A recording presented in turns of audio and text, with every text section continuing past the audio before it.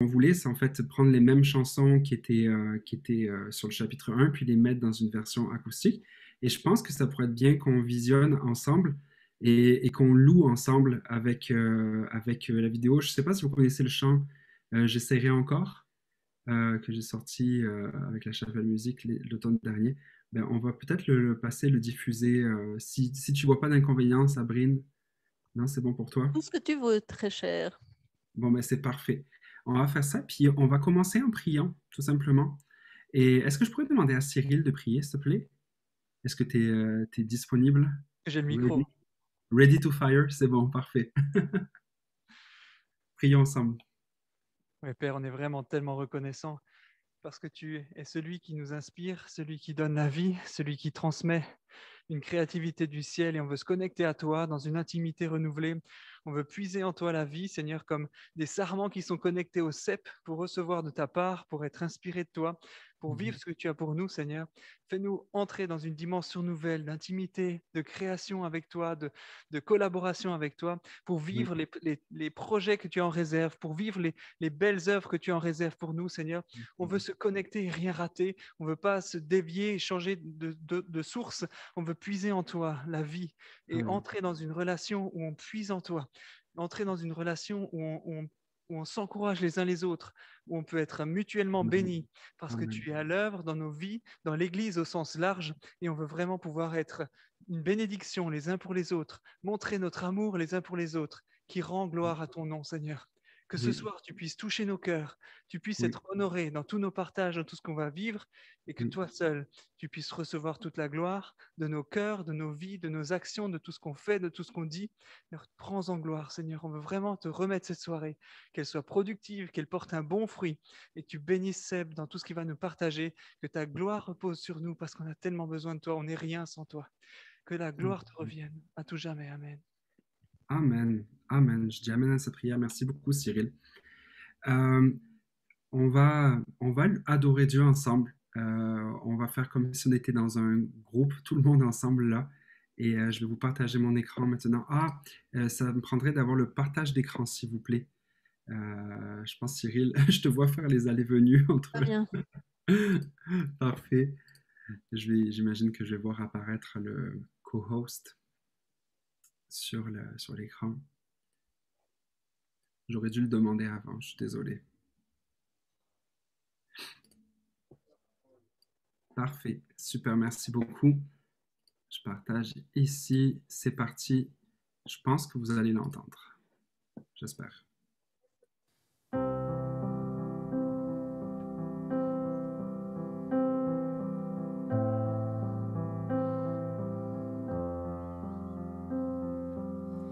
Comme l'enfant jouant sur le sable, croyant qu'il peut vider la mer.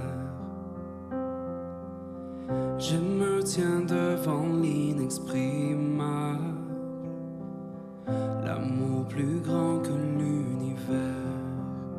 Tu es Dieu, éternel et infini. Tu es Dieu, qu'aucun mot ne peut décrire. Mais j'essayerai encore.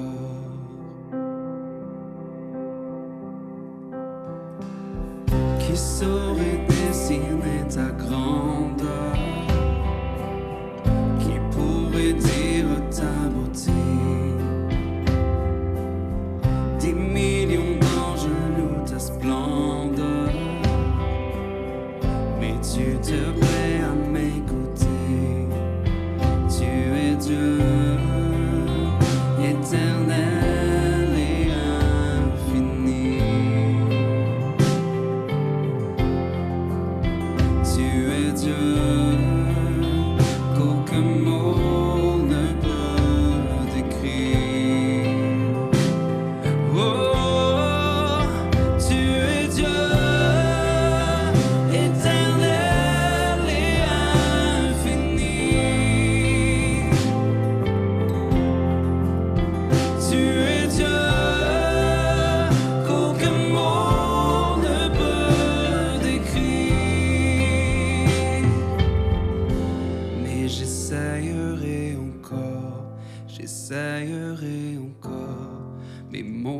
sont imparfaits, mais je continuerai, j'essayerai encore. Oui, pour l'éternité, nos chants vont résonner. J'essayerai encore. Mes mots sont imparfaits, mais je continuerai. J'essayerai encore. Oui, pour l'éternité, nos chants vont résonner. J'essayerai encore. Mes mots sont imparfaits, mais je continuerai. J'essayerai encore.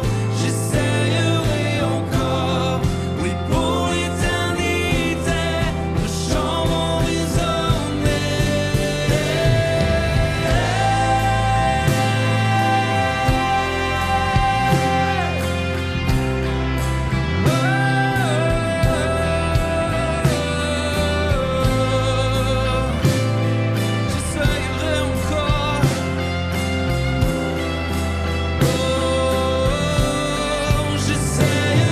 encore. J'essayerai encore. Les mots sont imparfaits, mais je continuerai. J'essayerai encore. Et pour l'éternité, nos chants vont résonner. J'essayerai encore. Les mots sont imparfaits, mais je continuerai. J'essayerai encore. Oui, pour l'éternité, nos chants vont résonner.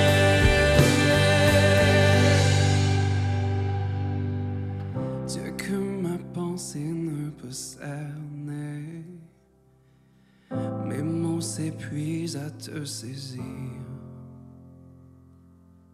Mais quand je contemple ta beauté, mon cœur ne peut les contenir.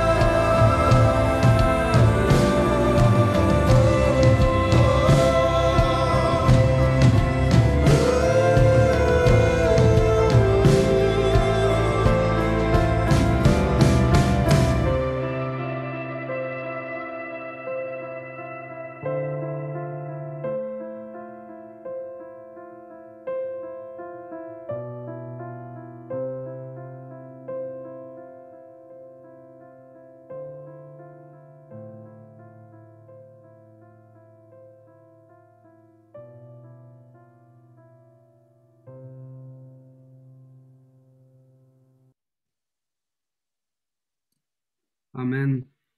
On sert un Dieu qui est grand, hein? Aucun mot ne peut le décrire. C'est, c'était cette conviction et cette on appelle ça un reality check en anglais, là, qui nous a poussé à écrire ce chant. Je l'écris d'ailleurs avec Samuel Olivier, que vous connaissez certainement, celui qui a écrit la chanson Abba Père, le collectif Cieux ouverts. Et je, je prie, moi, c'est ma prière en tout cas, c'est qu'on soit encore plus animé de cette réalité et de cette réalisation que Dieu est grand et vraiment, il dépasse toutes les conceptions. Et puis quand on a l'impression de le saisir, quand on a l'impression d'avoir quelque part, avoir trouvé le dernier mot qui nous manquait pour le décrire, on se rend compte en fait qu'on a juste scratché la surface et qu'on ne le connaît pas, qu'on ne pourra jamais le connaître dans son entièreté. Mais il nous est révélé par Jésus-Christ. Et merci Seigneur pour ça. Ce soir, combien j'ai de temps, Sabrine? Dis-moi un petit peu, cette soirée-là doit finir à quelle heure à peu près? Juste, je veux respecter vraiment votre temps. Je crois que c'est toi qui avais proposé que ça soit 1h15. 1h15, parfait. Donc, il nous reste 1 heure, parfait. Excellent. J'aimerais vous entendre ce soir en commençant. Je ne vois pas cette soirée comme quelque chose qui est plus magistral où je vous dis quelque chose, mais je pense que j'aime beaucoup le partage, j'aime beaucoup l'échange d'idées. J'aimerais vous entendre ce soir. Moi, ce que j'avais vu il y a 2 ans, c'était vraiment une équipe, si on peut commencer là, c'est une équipe qui était vraiment hyper dévouée pour Dieu.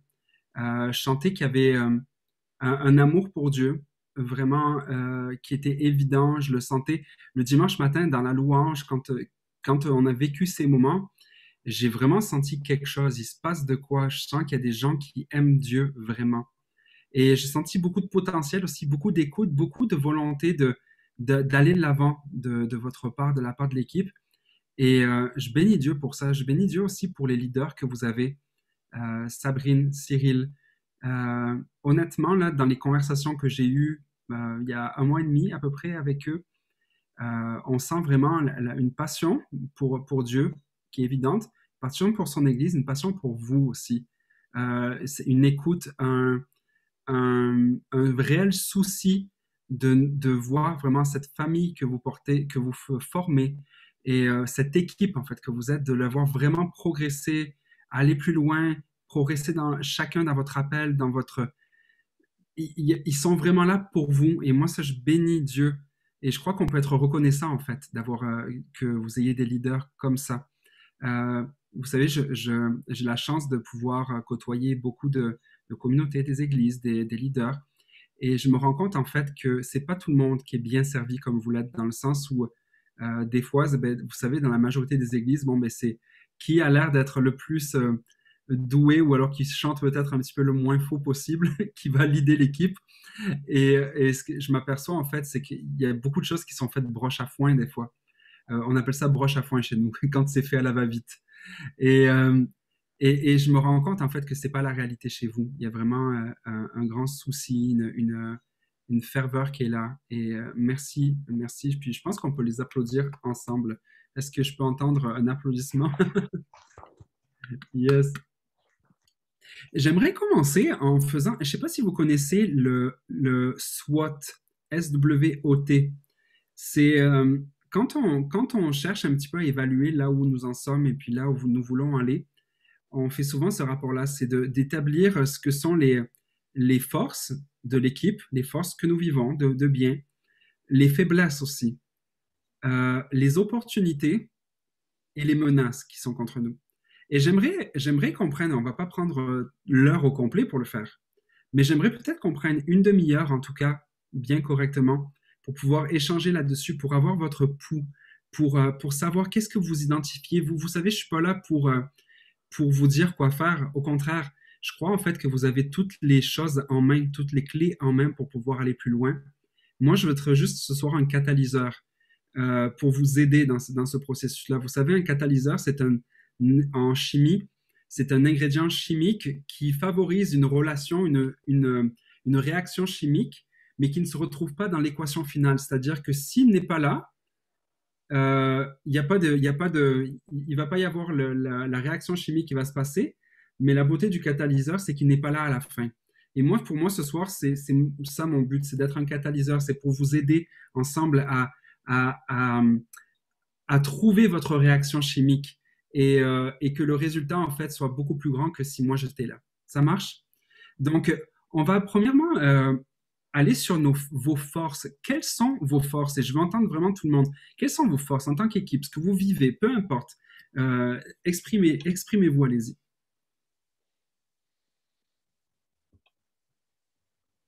Ton prénom à chaque La, fois. Timon, Alors, Timon, la diversité. La diversité, vas-y, explique un petit peu. On a tous des horizons très différents, tantôt musicalement, des instruments très variés, mais aussi, j'ai l'impression, dans notre parcours de foi, on a tous quelque chose d'unique et on a également des cultures différentes. On n'est pas tous des Suisses, donc je pense que c'est vraiment une force. Ah, ah. Pourquoi il y a tout le monde qui rigole à Mais c'est ça, écouter, j'avoue que c'est bien. et ouais, voilà. Oui, la diversité. J'avais senti ça, c'est vrai. Quelqu'un d'autre, quelles sont vos forces? Allez-y.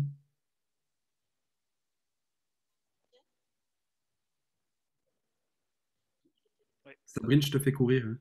Je pense qu'une des grandes forces, c'est vraiment le potentiel des gens qu'il y a dans cette église et notamment des gens qui font partie de la louange.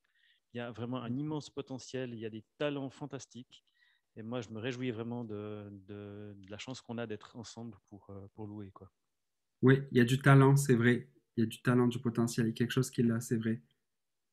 Allez-y, quelqu'un d'autre. Moi, je dirais les relations. Moi,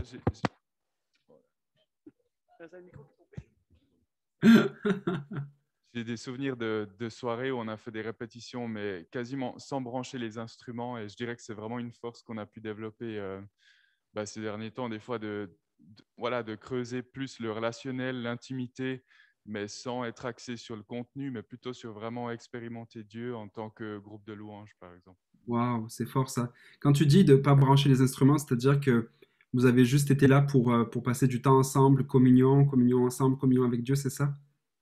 Une fois particulièrement, c'était simplement des raisons logistiques. La grande salle était occupée, on s'est retrouvé dans la salle à côté et on s'est dit, bon, on fait juste une répète avec une guitare. Et puis, en fait, c'était une des meilleures répétitions de ces derniers temps, j'ai trouvé. Waouh, c'est excellent ça. C'est le genre de répétition qui me plaît, ou alors des genres de surprises qui sont vraiment excellentes à vivre, c'est vrai.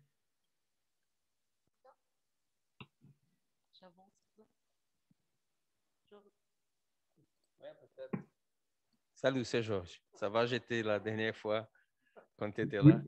oui, Et aussi la soif d'apprendre, de connaître plus du Seigneur et l'apporter ça. Je vois ça en nous. t'as compris, il est très suisse, lui. oui. Est-ce que tu es portugais, c'est ça? Brésilien, ouais. Brésilien, ok, c'est ça. L'action. Excellent. Est-ce qu'il y a quelqu'un d'autre qui veut apporter une force?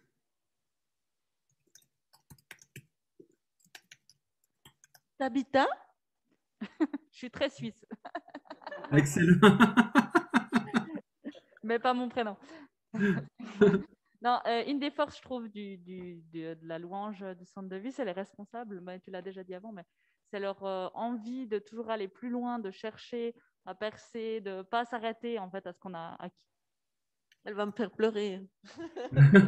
C'est bon ça. On n'a pas le droit de faire des câlins.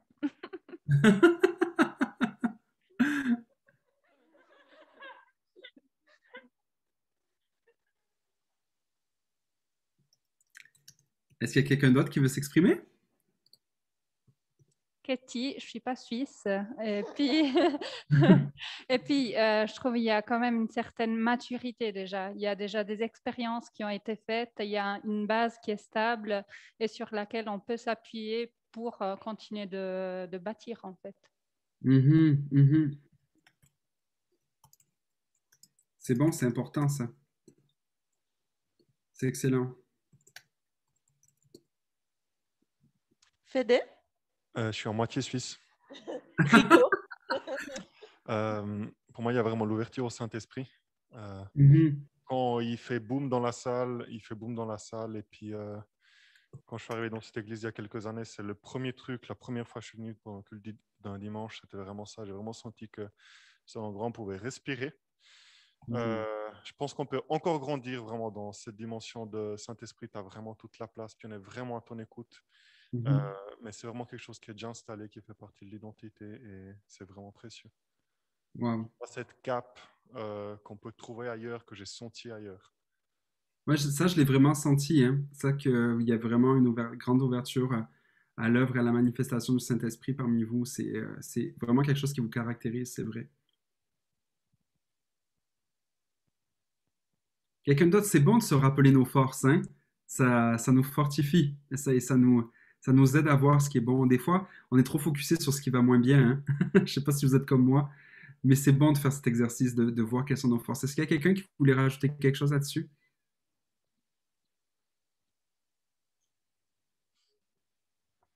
Non, c'est bon? OK. Allez, on va aller dans le côté... Encore un. Non, Ah oui, juste souligner que dans les stades actuels, on a comme un élan jeunesse qui est beau en termes de force. Il y a un renouveau au niveau des plus jeunes et ça, je trouve, il faut le remarquer. C'est une force. C'est excellent. OK, maintenant, si on y va sur les faiblesses, est-ce que vous vous sentez à l'aise d'en parler? Tout le monde? Je pense que j'assume que vous vous sentez à l'aise, mais est-ce que vous êtes à l'aise d'en parler? Oui, c'est bon? Il y a des hochements de tête de haut en bas. OK, ça va. Donc, c'est pas de droite à gauche, ça va? Parfait. Allons-y. Les faiblesses, qu'est-ce qui manque? Qu'est-ce qui est pas super? Qu'est-ce qui a besoin d'être amélioré, etc. Allons-y.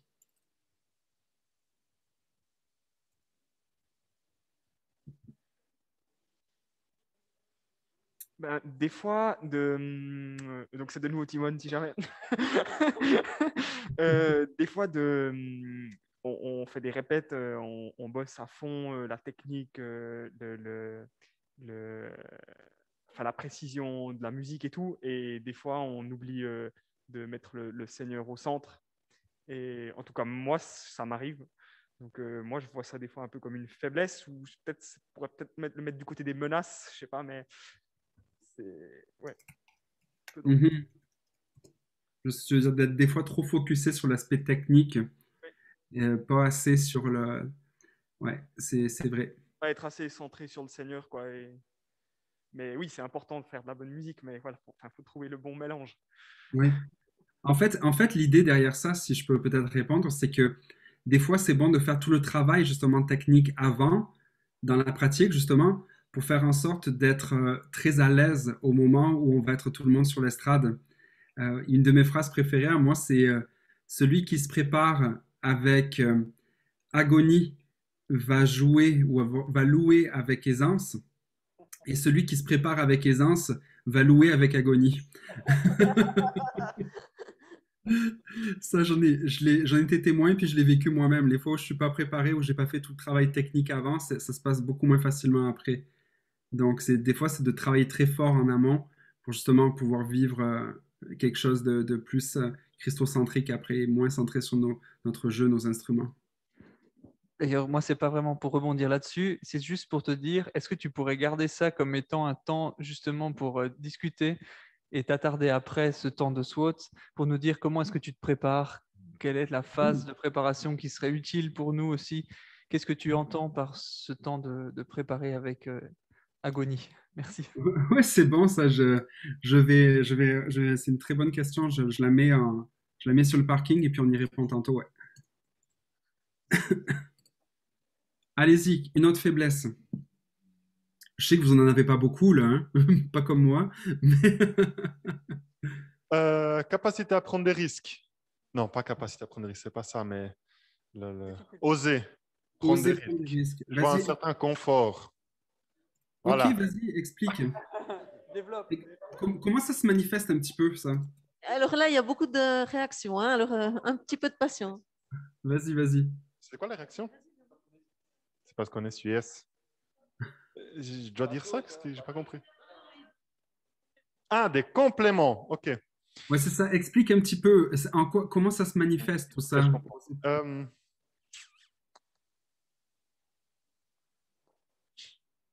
Prendre des risques, ça peut être pendant la répète, selon comment, est-ce qu'il y a peut-être une attente envers...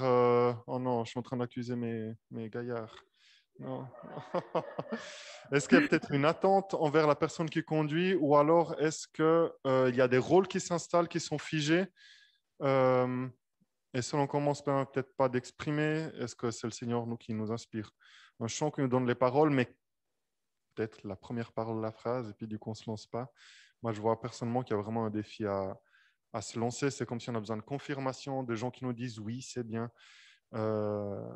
Et comme une autonomie en fait qui manque, que ce soit pendant les temps d'assemblée, mais aussi en amont. That's it. Intéressant, ça. Lié à ça. Rachel complète. Voilà. Vas-y, Rachel.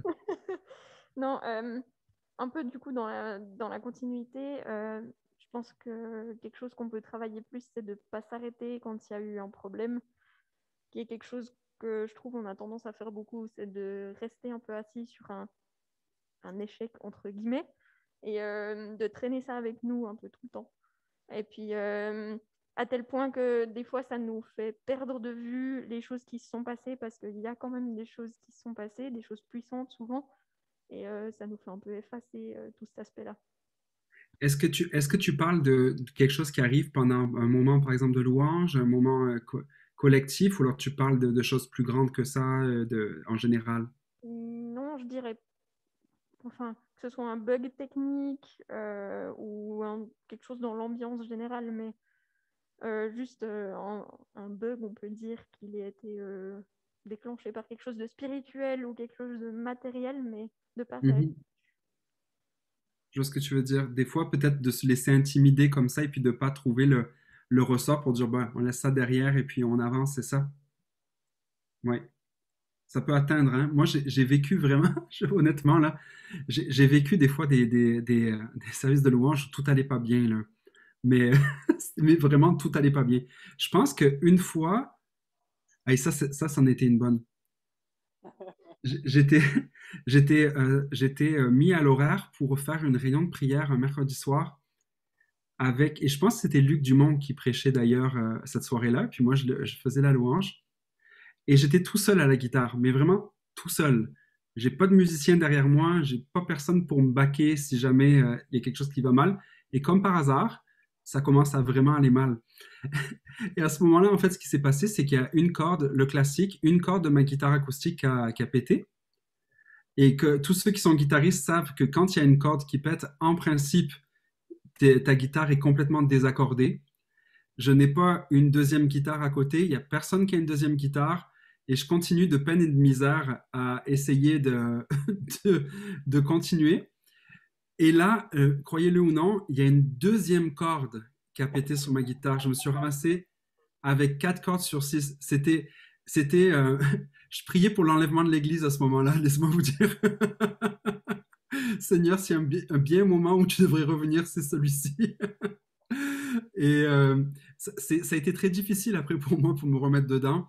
Puis je pense que des fois, c'est bien, je ne sais pas si vous avez cette liberté de le faire, mais je pense des fois quand tout va mal, ou par exemple quand un musicien ne part pas alors qu'il devait partir, ou alors qu'il part sur le mauvais rythme, je pense que c'est bien en tant que communauté de juste s'arrêter et d'en rire. Je sais pas comment vous le vivez des fois, mais parce que en fait, ce qui se passe, c'est que il y a des erreurs minimes que les gens ne voient pas. Mais quand c'est très apparent, quand c'est très dans notre face, la congrégation souvent le voit. Et donc là, c'est bizarre en fait, si nous, en tant que leader de louange, en tant que musicien, on fait juste semblant qu'il ne s'est rien passé. Moi, ce que j'aime bien faire à un moment, c'est juste arrêter de rigoler un bon coup, de dire, hey, vous voyez, il y a ça qui se passe en ce moment, tout ça, tout le monde a pris comme, etc. Et j'ai l'impression, en fait, à chaque fois qu'on a fait ce genre de choses-là, les gens étaient encore plus dedans après, ils sentaient cette authenticité. Puis je crois que c'est ça, en fait, dans la louange, en fait, et puis dans les relations humaines tout court. L'authenticité dans les rapports va souvent indiquer la profondeur d'une relation. Et nous, en tant que personnes qui sont sur la plateforme, on est appelé à avoir cette relation-là avec la congrégation. On est un avec la congrégation. Et donc, d'avoir cette authenticité, de dire, hey, ça n'a pas bien été en ce moment, on va juste le reprendre, 1, 2, 3, 4, on repart au début. Ça fait juste agrandir la relation de confiance même qu'il peut y avoir. Donc, pas avoir peur. Le seul échec, c'est de jamais essayer, premièrement. Et quand on échoue, ben, on est très vulnérable, très authentique, et puis on recommence. Ça peut vous encourager. Allez-y, quelqu'un d'autre par rapport aux faiblesses.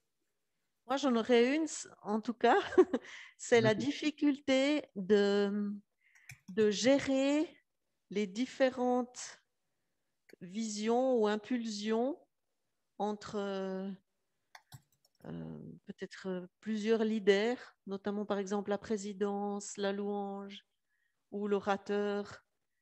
Des fois, tu as envie d'aller dans une direction et puis ça ne convient pas. L'autre personne ou l'orateur aimerait plutôt que tu ailles dans un autre sens.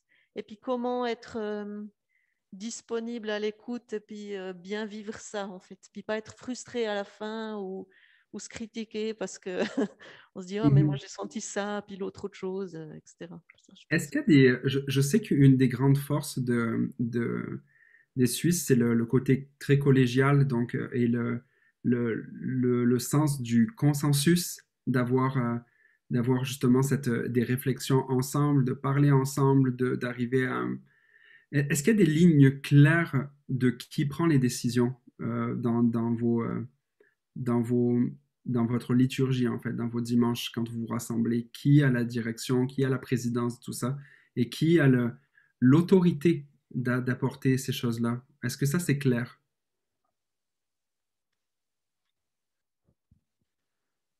Alors, je dirais c'est quand même relativement clair dans le sens où c'est quand même la présidence qui oriente, on va dire, la partie le culte d'une manière générale. Mais c'est vrai que ce que ressent Sabrine, c'est parfois une divergence ou quand le groupe sent peut-être quelque chose et puis il se soumet, mais du coup, il y a peut-être des frustrations à certains moments, dire on a l'impression qu'il fallait aller là et puis en fait, c'est un peu coupé. C'est un peu ça qu'on a peut-être parfois l'impression de vivre ou dans une thématique d'un message, on n'était pas dans le mille, ce genre de choses, un peu d'uniformiser, de coordonner. Mais je pense que la prise de décision, au final, c'est quand même la présidence qui a la main dans l'absolu. Mais c'est vrai que parfois, ça peut générer des frustrations. Oui, je pense en fait que les frustrations peuvent être minimisées par le dialogue, ça c'est certain. Et les contextes, des fois, il y a des idées ou des impulsions que l'on peut avoir et qu'il faut juste arriver à évaluer et à mettre dans le contexte. Et honnêtement, par rapport à la soumission, ce serait facile si on était toujours d'accord avec notre leader de se soumettre. Mais l'idée, c'est que la soumission, c'est quand on n'est justement pas d'accord. Et moi, je le vis régulièrement. Je suis pas le leader, je suis le leader de l'équipe créative, donc louange, etc., dans mon église, mais je suis pas le leader de l'église. Et des fois, je suis pas le leader de la réunion. C'est pas moi qui ai la présidence. Et ça doit être très clair, en fait, qui est le leader. Et je pense que notre attitude, en fait, voici, je pense, quelque chose pour le leader. Un leader qui prétend toujours tout savoir et qui pense que lui seul a la vérité et puis l'impulsion divine, etc., je pense qu'il fait fausse route. Il y a une sagesse et il y a une inspiration dans le fait d'écouter et d'être ensemble une communauté qui est à l'écoute du Saint-Esprit et qui s'en va dans une direction. Donc le leader doit faire preuve d'écoute. Mais en même temps, ce que je crois, en fait, c'est que tous les gens, en fait, qui sont là dans l'équipe doivent avoir la bonne façon de l'apporter. Vous savez, moi, une des choses par rapport à la soumission, David Potier, qui est mon pasteur principal, je ne suis pas toujours d'accord avec ce qu'il dit, avec là où il veut s'en aller, puis on parle plus peut-être des grandes directions de l'Église, etc. Mais en fait, voici comment... Et puis lui, en fait, il valorise le fait des fois que je ne sois pas d'accord, parce que justement, la multiplicité des voix, ben, ça apporte quelque part un équilibre aussi. Et donc, je suis vraiment reconnaissant envers mon leader parce qu'il me laisse la place d'exprimer mes idées. Mais moi, en fait, quand je le fais, voici quelle doit être mon attitude. David, je ne sais pas pourquoi tu vas aller dans cette direction-là. Sache que si tu vas aller dans cette direction-là, j'ai l'impression qu'il peut arriver ça. Je pense que ceci est une meilleure idée. Mais si néanmoins tu penses et tu juges que tu dois et que nous devons tous aller dans cette direction-là, je vais te baquer à fond et je vais être derrière toi. Ça, pour moi, c'est de la maturité chrétienne, c'est-à-dire de savoir apporter ses idées, mais c'est comme, vous savez, c'est comme quand on est... Est-ce que vous faites des potlucks, des buffets où tout le monde apporte un petit peu un repas, un plat? Bon, On appelle ça un repas Ça canadien. s'appelle un repas canadien. non, sérieux? Chez nous. Bon, ben c'est ça. Bon, ben apparemment, c'est les Québécois, les Canadiens qui l'ont inventé. Bon, ben, le repas canadien, le principe est le suivant. C'est que chacun amène son plat, mais celui qui amène son plat, c'est pas son rôle de dire, de convaincre tout le monde autour de la table de dire, hey, goûte à mon plat, mange de mon plat absolument. Non, c'est tu apportes ton plat, tu apportes ton idée, et si les gens veulent goûter à ton idée, à ton plat, tant mieux. Sinon, t'es pas là pour les forcer, t'es juste là pour les inspirer peut-être. Est-ce que ça fait du sens? Merci. Le repas canadien, et ça, je vais m'en souvenir, c'est bon. Allons-y par rapport aux faiblesses encore. Alors, c'est Roland. Je dirais, on a quand même passé par une assez grosse tempête là en tant qu'Église. Et puis, je pense que c'est Oui. aussi une faiblesse qu'on a maintenant. On a quand même, je dirais, par rapport aux gens qui étaient là quand tu es venu il y a 2 ans, certainement un tiers de l'équipe de louange en général qui est parti. Et puis, ça a quand même déstabilisé pas mal de choses. Et puis, je pense qu'on est encore dans les remous de ça. Mhm. C'est vrai, c'est pas toujours évident Enfin, ça dépend pour qui, mais je trouve que c'est pas évident à gérer. Et comment vous, justement, merci d'en parler, ça, on en a un petit peu parlé avec Sabrine et puis avec Cyril, mais comment vous le vivez à l'échelle de l'équipe? Quelles sont les choses ça engendre quoi sur votre équipe, cette chose-là?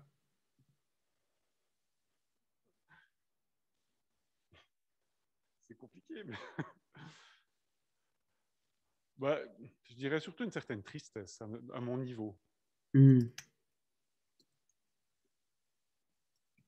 Parce que c'est vrai qu'on a perdu quand même des éléments moteurs de l'équipe de louange au sens large. Dommage. Ça se ressent aussi un peu dans l'élan, dans la motivation qu'il y a. Moi, j'ai ressenti comme un gros coup de frein, là, il y a une année en arrière. Puis bon, on essaye de redémarrer, mais on est quand même encore pas dans le même élan qu'on avait quand tu étais là. C'est certain que... Puis je vais laisser peut-être certains s'exprimer encore peut-être par rapport à ça. Est-ce qu'il y en avait qui avaient quelque chose à ajouter? Merci Roland de l'apporter. Moi, si je peux apporter un avis plutôt positif, entre guillemets, je ne vois pas le fait que les gens soient partis comme quelque chose de positif, mais simplement, on a pu en retirer aussi des choses positives et pas seulement du négatif. Donc oui, il y a cette douleur parce que quelque part, il y a des gens qui sont partis. Et c'est vrai que c'était des moteurs, mais je trouve que en fait, le fait qu'ils soient partis, ça nous a forcé en fait, à reconstruire et à se poser des questions super importantes sur voilà, qu'est-ce qu'on a envie de mettre comme base et se mettre d'accord en fait, sur les principes et de tirer tous à la même corde parce que comme on a plusieurs groupes quand même, d'avoir un même fondement qui est super important pour l'Assemblée. Et ça, c'est quelque chose de très positif parce que cette diversité, on l'avait déjà avant, mais je trouve qu'il y a une grosse fraîcheur et beaucoup plus d'élan dans cette diversité liée au fait qu'il y ait eu des départs. Ouais, je sais ce que tu veux dire. C'est bon ça. Moi, je trouve qu'il y a une certaine liberté qui est née en fait.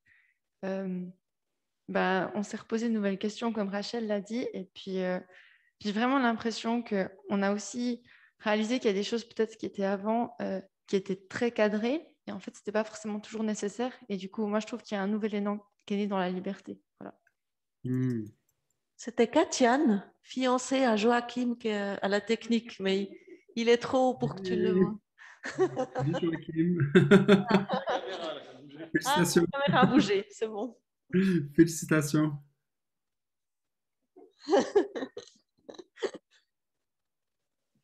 Est-ce qu'il y a quelqu'un qui voulait rajouter quelque chose par rapport à ça?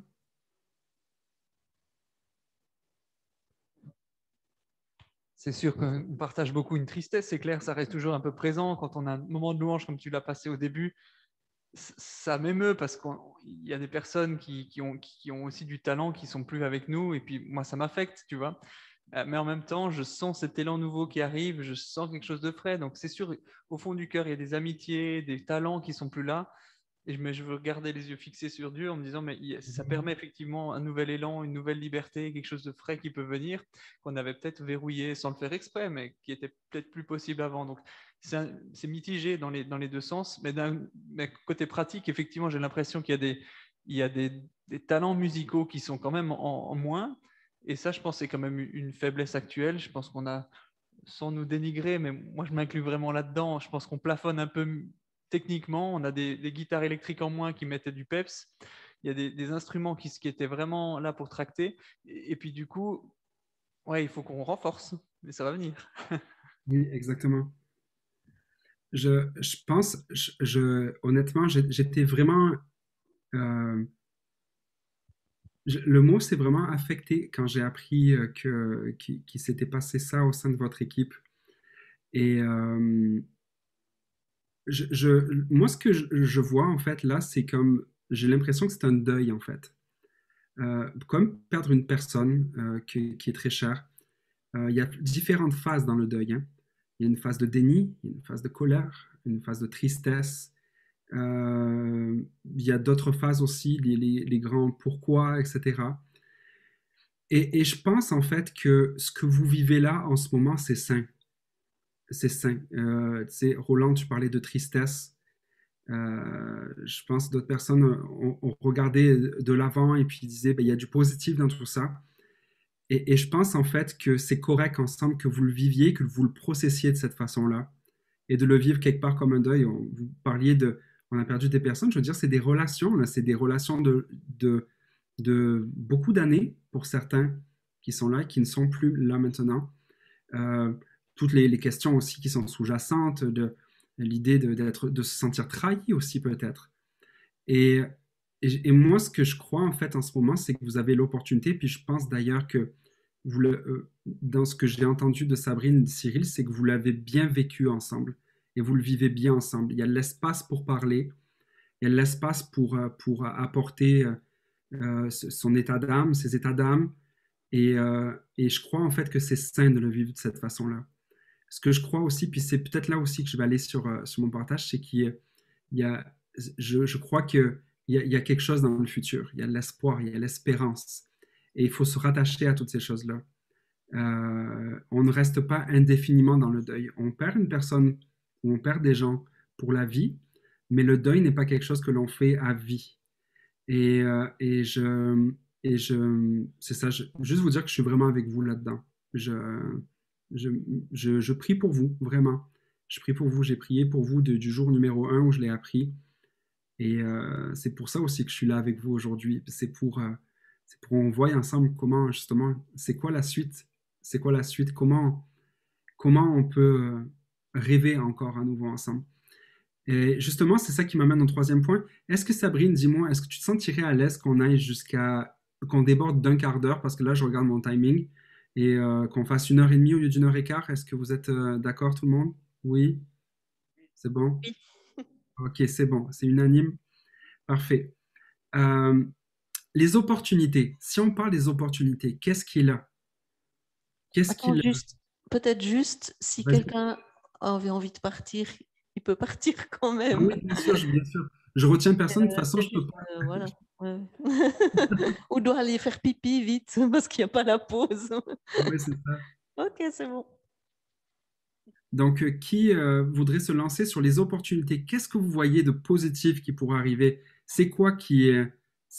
on a commencé déjà à en parler là en ce moment. Mais allez-y. Toujours Simone qui commence, c'est bien. Oui, c'est parce qu'à l'école d'ingénieur, on doit tout le temps faire des SWOT. Alors, du coup, j'ai l'habitude. Excellent, c'est bon ça. L'opportunité, c'est en fait, la reprise des cultes en présentiel. Après, là, ça fait un long moment qu'on n'a pas eu de culte en présentiel. Et là, ça va reprendre. Et je pense que c'est une opportunité de pouvoir ramener un élan nouveau. Aussi, avant, on devait entraîner les gens par écran interposé. Là, ça sera de nouveau chouette d'être tous ensemble. Enfin, je pense que c'est clairement une opportunité qu'on peut saisir pour grandir et ouais. Mais oui, et d'ailleurs, c'est quand que vous reprenez en présentiel, là? On reprend le 7 mars, mais la petite subtilité, c'est qu'on n'ose pas encore chanter. On peut seulement marmonner. Seigneur. Hey, marmonnons ensemble. Ça fera des beaux cultes, ça. C'est excellent. Je vous entends pas marmonner.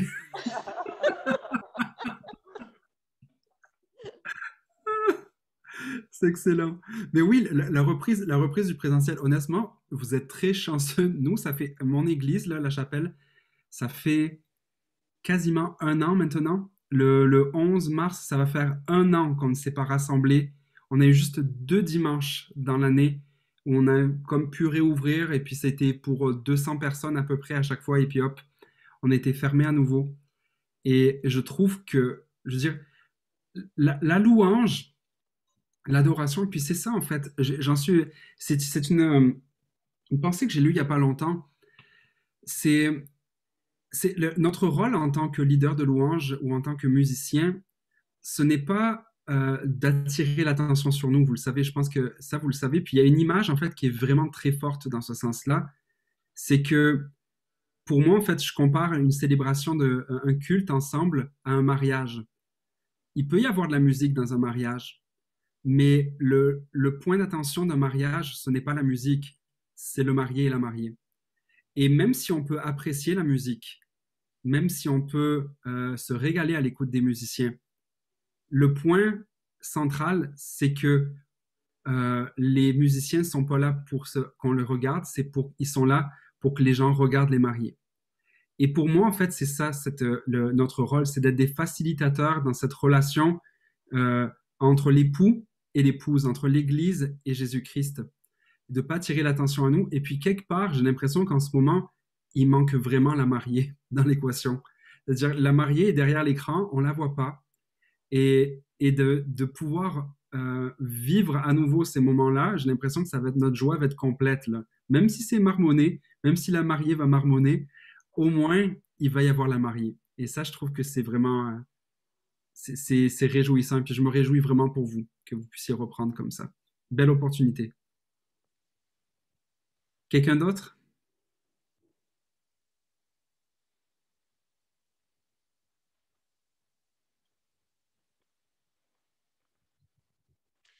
Surtout vis-à-vis de la saison qu'on traverse en tant qu'église locale, pour moi, l'opportunité, c'est vraiment celle d'aller en profondeur et enfin, avec le groupe avec lequel je suis, c'est vraiment un moment où on a pu travailler le fait de se centrer sur le cœur de ce qu'on fait, pas sur l'apparence, pas sur l'esthétique. La musique, voilà, ça fait partie de cette esthétique, c'est un moyen, mais vraiment notre cœur d'adorateur et le cœur de Dieu. Mm-hmm. Exactement. C'est bon, ça. Quelqu'un d'autre?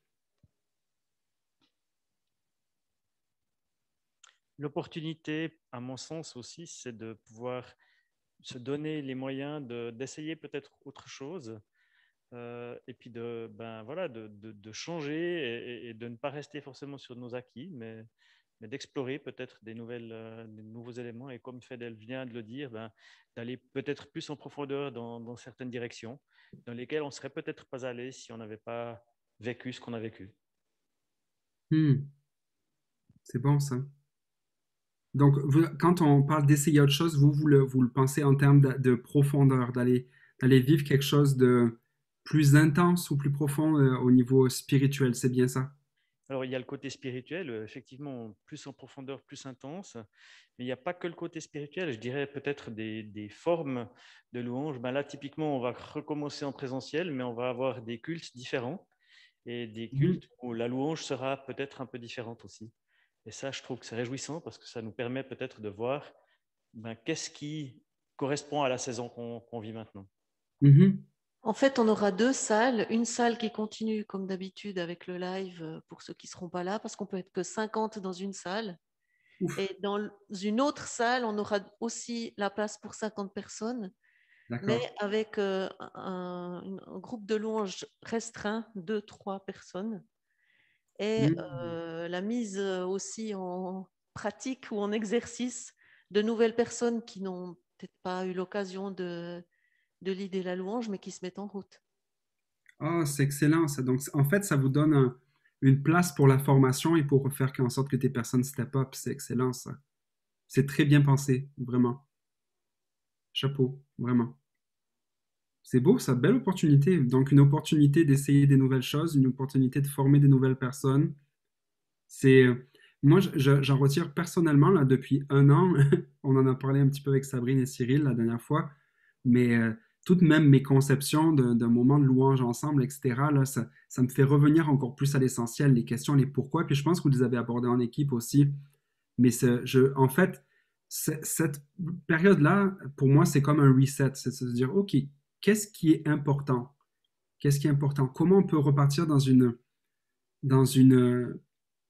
meilleure normalité? Vous savez, il y a beaucoup de gens qui disent, ah, j'ai hâte de revenir à la normalité. Ben, après, il y a des gens qui ont commencé à dire, ben non, ce sera jamais la normalité, ce sera une nouvelle normalité.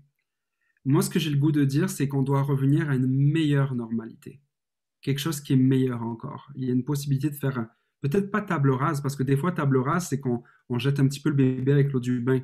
On jette tout ce qui allait bien et tout ce qui était nos forces, et puis on vire peut-être des bonnes choses. Non, c'est d'enlever peut-être ce qui était superflu et de revenir à l'essentiel et de partir sur des nouvelles bases. Donc ça, c'est vraiment une belle opportunité, je trouve. Autre opportunité pour vous. 3 minutes encore.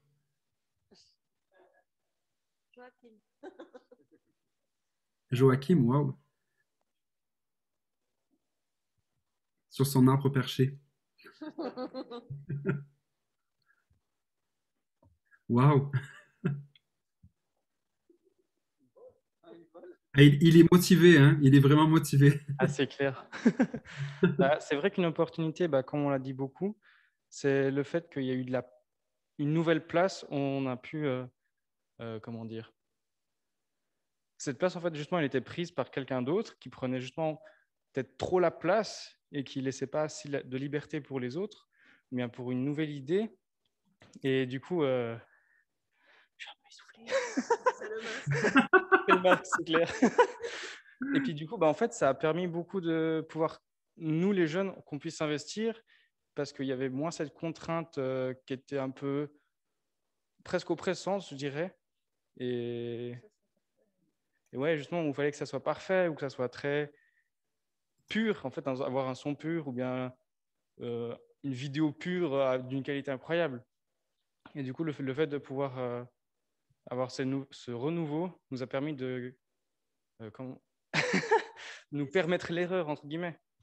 Essayer et puis dire, OK, on a fait une erreur, tant pis, c'est parti dans le live, tant pis, ma foi, j'ai fait de mon mieux. Et ça, c'est quand même une opportunité qu'on a eue avec tout ça. Voilà. Mais c'est bon, le fait de pouvoir progresser, puis le droit à l'erreur. Vous savez, le droit à l'erreur, là, c'est super important, hein. Comme je le disais tantôt, le seul échec, c'est de ne pas essayer. Et en fait, c'est une des choses qu'on dit de plus en plus dans le milieu des organisations, c'est échoue rapidement. C'est-à-dire, fais des tests, essayons. Ne soyons pas paralysés par est-ce que ça va marcher, est-ce que ça va pas marcher, Et puis des fois, en fait, de se poser trop de questions, ça nous pousse à l'immobilisme. Mais en fait, moi, je crois qu'on doit être plein d'initiatives, de dire, OK, est-ce qu'on peut essayer ça? Est-ce qu'on peut essayer ça? Puis tout de suite, c'est pas juste d'essayer puis de jamais faire de retour. Non, on essaye, on se parle après. Est-ce que ça a marché? Est-ce que c'était bien? Qu'est-ce qu'on sent? Comment on peut aller de l'avant avec ça? Est-ce qu'on sent qu'il y a une piste? Si on sent que non, OK, on échoue, on a échoué, on le laisse de côté et on essaye quelque chose d'autre. Mais c'est important de se laisser le droit à l'erreur. Vraiment très important. Christian, je suis juste, on va dire, l'intrus au milieu, parce que je fais pas du tout partie de la louange. Je suis un apprenti de la technique. Je viens juste de démarrer. Donc, tu fais partie de l'équipe de louange, laisse-moi te le rappeler. Mais au niveau technique, on va dire. Exact. Donc, tout nouveau, je viens d'apprendre. Mais ce qui est génial quand même, c'est que voilà, je me suis lancé et j'étais super bien accueilli. On m'a montré et tout. Wow. Et il est vrai que l'opportunité, comme ça a été relevé tout à l'heure, on va redémarrer en présentiel, certes en petit présentiel, Mais c'est vrai que dimanche, j'étais en haut à la régie, juste pour observer, puis un petit peu bidouiller. On a lancé une nouvelle louange, mais moi, je me voyais déjà avec les gens ici. Et personnellement, moi, j'ai kiffé la louange. Mais en plus, je voyais les commentaires, quand même, 2-3 commentaires sur le chat. Et puis je me disais, mais c'est vrai que les gens, maintenant, ils ont vraiment envie de revenir. On a eu, grâce à ce Covid, je suis désolé de le dire, mais on a pu vraiment, et puis aussi parce qu'il s'est passé dans l'Église, mettre des gens en avant. On a pu, grâce à la technique, connecter les gens. Donc, on était absents, mais sans l'être. On était tous ensemble quand même, grâce à la technique et grâce à cette louange et puis aux orateurs. Donc, on a vraiment plein d'opportunités. Exact. Et puis, oui, c'est peut-être un deuil, mais derrière tout nuage, on a le soleil. Et moi, je vois le soleil. Exact. C'est bon, ça. C'est excellent. Je pense que c'est le bon moment pour applaudir. Vraiment.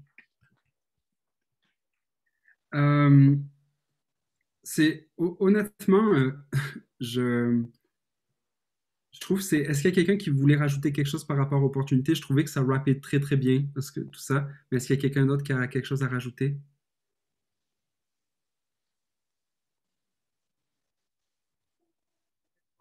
Ok, super.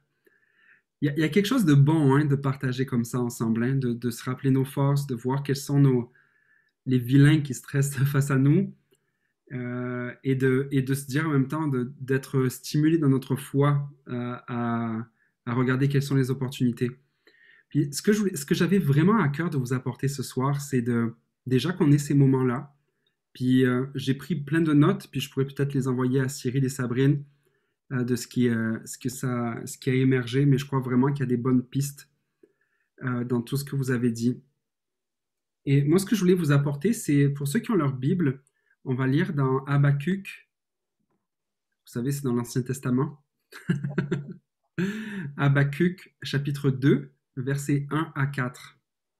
C'est vraiment ce passage-là qui est venu très fortement sur mon cœur alors que je me préparais. Que tous ceux qui l'ont disent Amen et tous ceux qui ne l'ont pas disent Attends.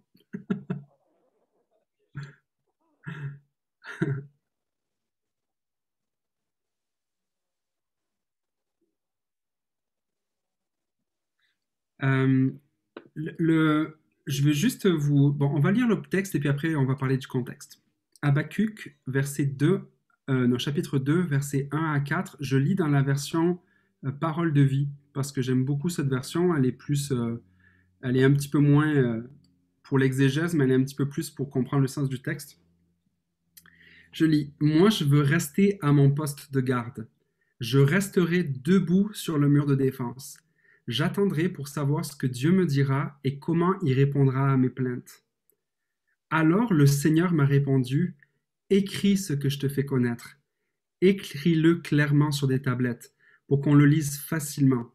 Les choses que je te fais voir arriveront, mais seulement au moment fixé. Elles vont bientôt se réaliser. Ce n'est pas un mensonge. Attends avec confiance, même si c'est long. Oui, c'est sûr, elles arriveront sans retard. Écris : celui qui a de mauvaises intentions perd ses forces, mais celui qui est fidèle à Dieu est juste, et ainsi il a la vie. » Ce passage, moi, me parle énormément. Le contexte de ce passage, c'est que Habakkuk était un prophète donc auprès du peuple de Juda. Et là, en fait, ce qui s'est passé, c'est qu'il voyait en fait un étiolement de la ferveur et du compromis dans le peuple, en fait, à ce moment-là. Et ce qui l'inquiétait énormément, donc il a une conversation avec Dieu, comme Jérémie a pu l'avoir, cette conversation. Il fait part de ses craintes, fait part de ses doutes à Dieu, il fait part de son deuil, de sa tristesse de voir les choses ainsi. Et dans le chapitre 2, en fait, et puis là, ce qui se passe, en fait, c'est que Dieu le prévient qu'il y a les Chaldéens, c'est-à-dire les Babyloniens, en fait, qui sont un peuple impitoyable, qui va venir contre le peuple de Juda et puis éventuellement le déporter. On sait que c'est ce qui est arrivé en 685 avant Jésus-Christ. Et donc là, Habakkuk, lui, sa réponse dans le chapitre 2 à toute cette annonce-là, ça a été de se dire, ben moi, ce que je vais faire, c'est que je vais rester à mon poste de garde. Je resterai debout sur le mur de défense.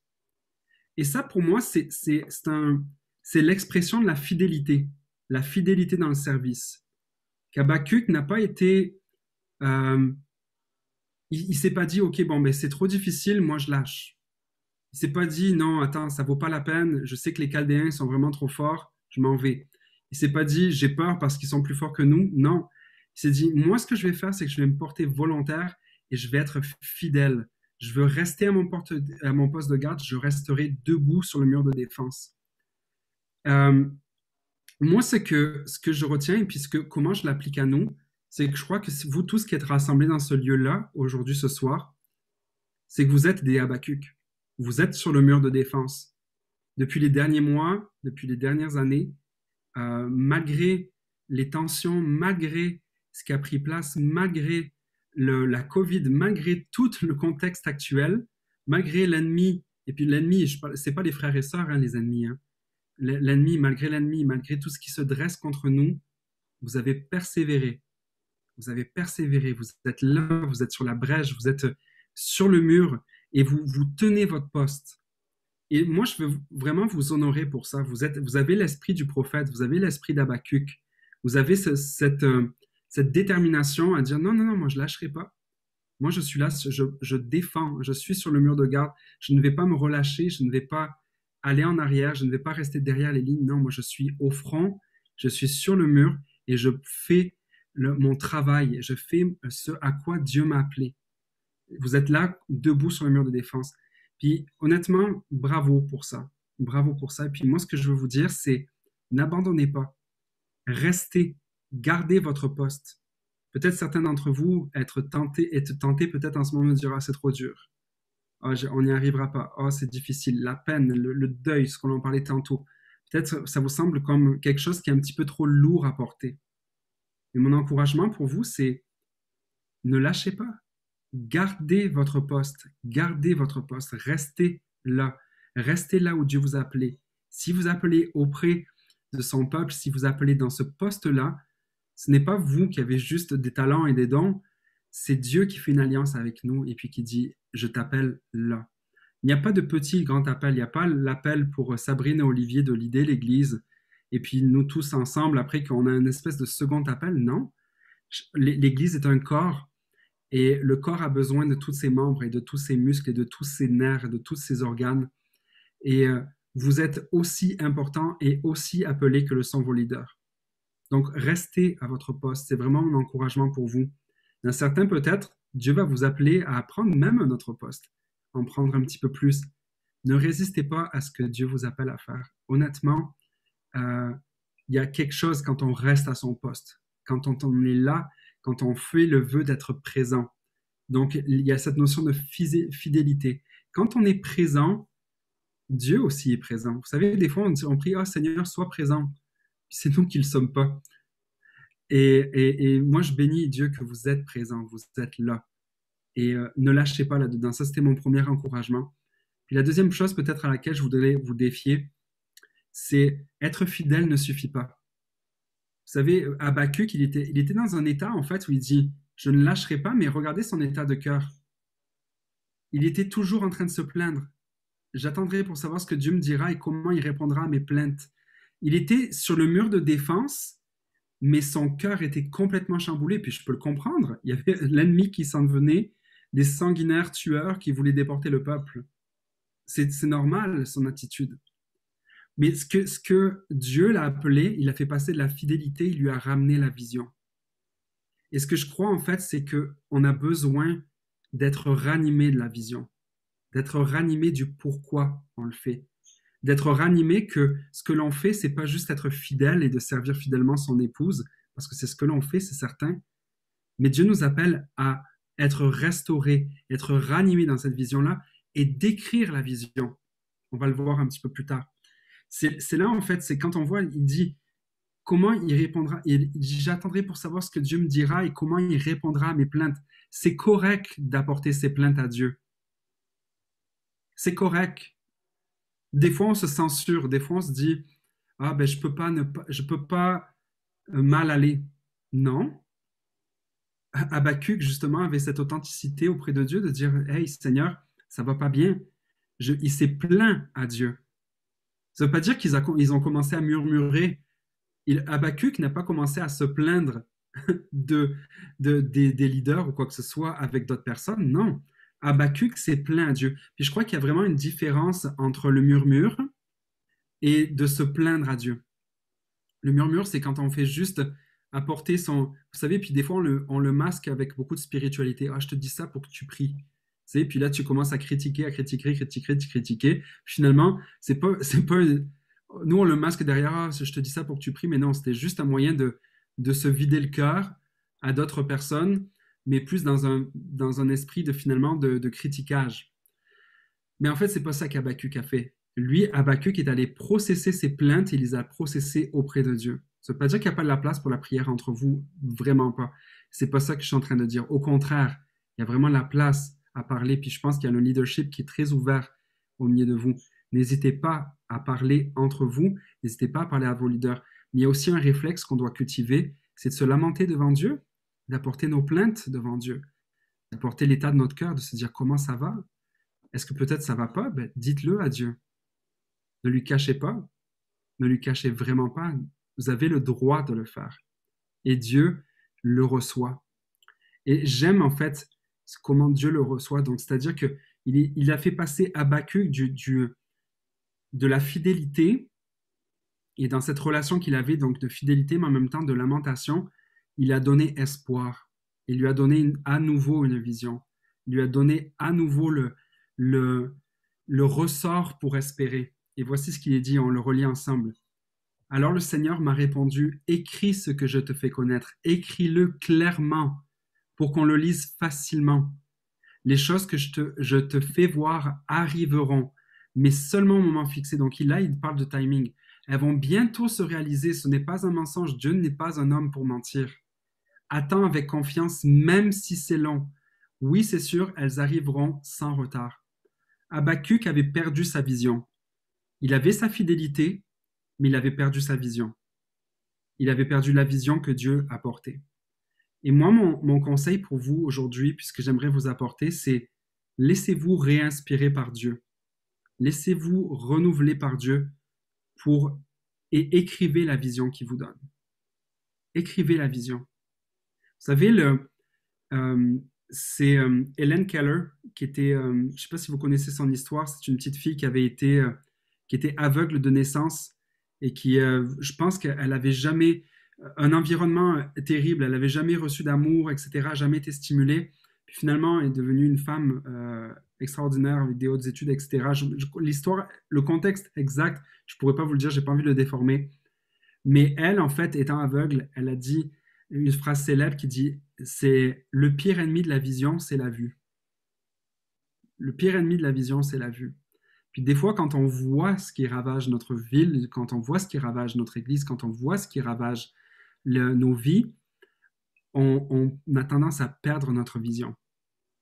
C'est pour ça qu'il faut qu'on revienne à Dieu et dire « Non, Seigneur, rappelle-moi la vision. Rappelle-nous la vision. C'est quoi tes plans? C'est quoi ce qui est sur ton cœur? C'est quoi que tu as à cœur pour le centre de vie de Neuchâtel? C'est quoi que tu as à cœur pour notre équipe? C'est quoi que tu as à cœur pour nos vies en ce moment? » Et de revenir à cet état, de revenir à cette dépendance à Dieu, de dire « Seigneur, rappelle-moi ta vision. » De revenir à Dieu pour ça. Et puis, moi, vous savez, la vision, des fois, je la perds. Hein. Je la perds vraiment. Je me concentre trop souvent sur ce que je vois. Quand je vois que ça ne va pas super bien, je suis comme « Oh là là, attends, est-ce qu'on va peut-être changer la vision parce que ce que je vois, ce n'est pas en accord avec la vision. » Et ce qui doit rester, ce n'est pas notre vue. Ce qui doit rester, c'est la vision.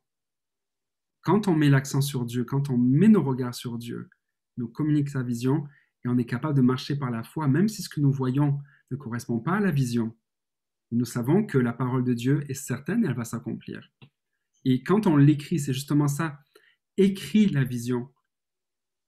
Écrivez la vision. Écrivez vos valeurs. Écrivez ce que Dieu vous met à cœur. Ce soir, on a parlé des opportunités qu'il y a devant vous. Il y a quelque chose de beau que vous pouvez vivre. Puis je sens ce spark, cette étincelle de vision qui est là au milieu de vous. Écrivez-le. Écrivez-le. Écrivez ce que Dieu vous dit. Je ne sais pas si vous-même, pour vos vies, je parle à l'équipe, mais je parle aussi à vos vies individuelles. Est-ce que vous avez un journal dans lequel vous écrivez? Est-ce que vous écrivez ce que Dieu vous dit? Est-ce que vous vous raccrochez à qui il est et ce qu'il vous dit? Écrivez la vision. Ce qui est écrit reste. Ce qui est écrit reste vraiment. C'est pour ça qu'on fait des contrats. Hein? C'est parce que la parole, des fois, elle peut tromper. Mais ce qui est écrit, il reste.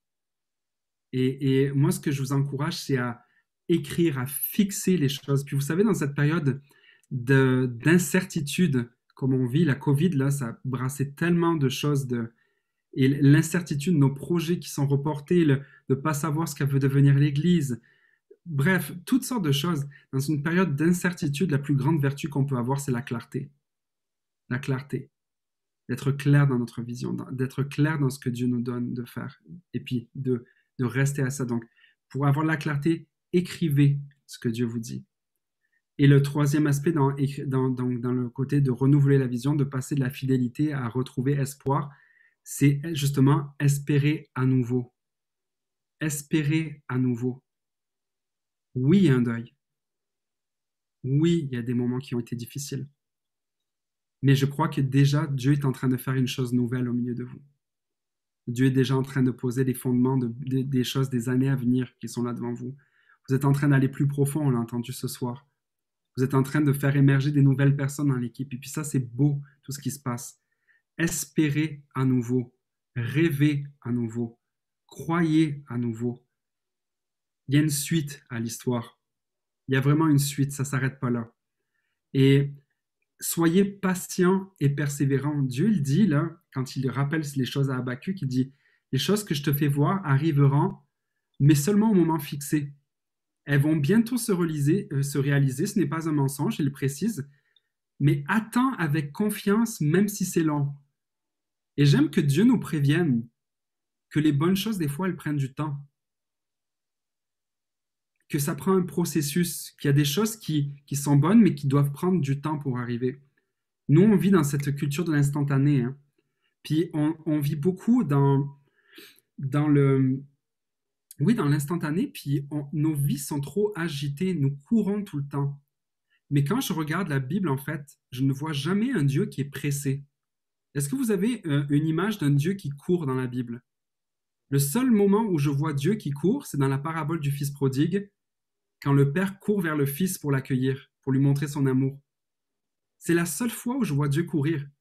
Le reste du temps, même quand Lazare est mort et qu'il allait pour le ressusciter, même quand Lazare est mort, il n'a même pas couru. Il est arrivé en retard. C'est fort, hein? La seule personne qui court dans la Bible, c'est l'ennemi. Il s'empresse pour faire le mal. Alors que Dieu, il prend son temps. Notre Dieu est un Dieu qui marche. Et on a besoin d'apprendre à marcher au rythme de Dieu. Marcher à son rythme, marcher avec lui et lui faire confiance. Il a la vision, il veut la communiquer, il veut qu'on l'écrive, il veut que pendant l'attente, dans le laps de temps, dans l'attente, entre le moment où il communique la vision et entre le moment où la vision s'accomplit, il veut qu'on marche avec lui et qu'on espère. Vous savez, l'espérance, c'est pas juste la patience en fait. L'espérance, c'est une patience positive, comme je pourrais dire. C'est d'attendre patiemment, mais positivement, de dire, je le sais, j'espère, Seigneur. Tu m'as parlé, tu nous as parlé, et de se mettre en route à la suite de Dieu. Et regardez la promesse qui est reliée à ça. Écrit, c'est ça qu'il voulait qu'il écrive. Celui qui a de mauvaises intentions perd ses forces. Donc, il parlait de celui qui était tous les gens dans le peuple qui se refroidissaient. Mais celui qui est fidèle à Dieu, il parlait à Habakkuk aussi. Il lui disait, tu as été fidèle et tu es fidèle. Celui qui est fidèle à Dieu est juste et ainsi il a la vie. Dieu veut insuffler la vie. Dieu veut insuffler la vie. Puis c'est pas pour rien que vous appelez le centre de vie. C'est pas pour rien. Depuis tantôt, on a parlé de deuil. Mais vous êtes un lieu de vie. Le centre de vie. Il y a l'espoir. C'est un lieu d'espoir. Et puis moi, je prie que vous portiez votre nom haut et fort. Que vous montriez à tout le monde qu'à travers le témoignage de ce que Dieu a fait au milieu de vous, à travers vos vies, à travers la restauration, à travers tout ce qui se passe de positif, de tout ce qui prend place, de toute la restauration de Dieu, ma prière, mon espoir, mon espérance, c'est qu'il soit reconnu que vous êtes un endroit de vie, où Dieu agit, où Dieu donne vie à celui qui a perdu l'espoir, où Dieu donne vie à celui qui est perdu, à celui qui est mort spirituellement. On n'est pas là pour... L'Église n'est pas un endroit où on va. Hein. L'Église, c'est vous, et vous existez pour ceux qui n'y vont pas. Vous existez pour toutes les gens de Neuchâtel et des environs qui ne connaissent pas Dieu et qui connaissent enfin que Dieu est un Dieu de vie et qu'il y a la vie au milieu de vous. Amen. C'est ce que je voulais vous partager. Et je ne sais pas si les réactions, on pourrait peut-être prier ensemble. Sabrine, est-ce que tu peux prier, s'il te plaît? J'aimerais qu'on prie. Puis peut-être s'il y a des questions après, puis peut-être que je pourrais peut-être répondre à l'autre question que Cyril avait posée tantôt. Mais j'aimerais qu'on clôture ce moment avec, et peut-être avec ce takeaway aussi. Qu'est-ce que représente pour vous être fidèle à Dieu dans cette période? C'est peut-être ça que j'aimerais qu'il soit sur notre cœur, de rêver à nouveau, mais savoir qu'est-ce que ça représente pour vous être fidèle à Dieu dans cette période. Comment on peut l'appliquer à ce moment-là? Sabrine, est-ce que tu peux prier, s'il te plaît? Seigneur, merci pour l'espérance que tu mets dans nos cœurs. Ce n'est pas nous qui essayons de travailler, faire quelque chose, mais c'est toi qui nous l'accordes, simplement parce que nous tournons nos regards vers toi, que nous t'aimons et que nous savons que tout ce qui vient de toi est bon. Tu renouvelles tes bontés chaque matin et tu nous apportes ce dont on a besoin pour vivre une vie avec toi, authentique, puissante, profonde. Et on veut s'attendre à toi, on veut écrire la vision que tu mets dans nos cœurs. Merci vraiment de nous conduire dans tout ce que tu as prévu d'avance. Seigneur, on veut se satisfaire que de savoir ce que toi tu veux. Et on te prie vraiment encore pour toutes nos blessures, les trahisons qu'on a pu ressentir, la tristesse. On prie vraiment que tu viennes et que ton esprit coule en nous pour nous restaurer, nous fortifier et nous rapprocher encore plus près de toi, plus près de ton cœur. Seigneur, on s'attend à toi et on veut rester joyeux parce que tu nous le demandes, d'être toujours joyeux. On veut rester dans la paix. On ne veut pas courir vers plein de choses différentes. On veut marcher avec toi, Seigneur. Amen. Amen. Amen. On va bientôt clôturer, mais est-ce qu'il y a des réactions? Est-ce qu'il y a des questions? Est-ce qu'il y a des choses...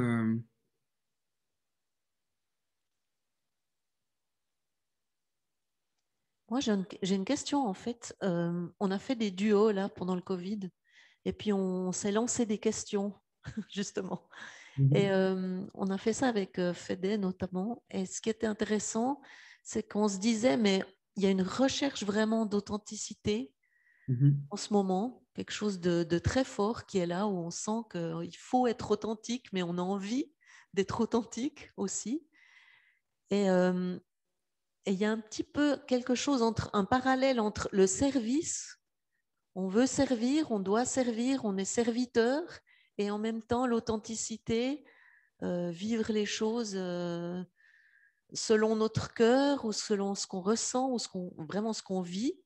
Et comment tu vois ça, toi? Par exemple, je suis un samedi soir, je vais pas bien, je suis pas en forme.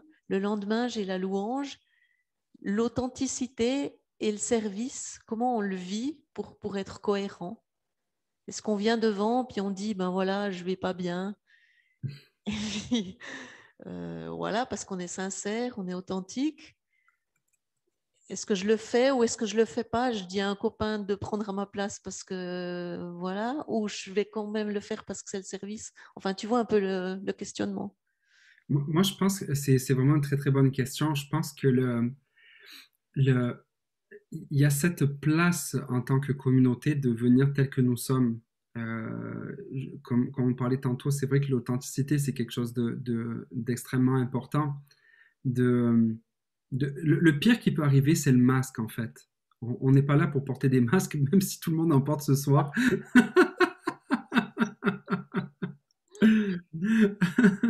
Mais c'est ça, on n'est pas là pour porter des masques. Mais voici peut-être là où, et puis je le mets en parallèle avec les paroles d'Habakkuk. Habakkuk s'est plaint à Dieu. Il n'a pas dit, je vais abandonner le mur ce soir, je vais abandonner mon poste de garde parce que ça va pas bien. Non, il était sur le mur de garde quand il a fait. Puis il n'a pas dit au peuple, guys, ça va pas bien.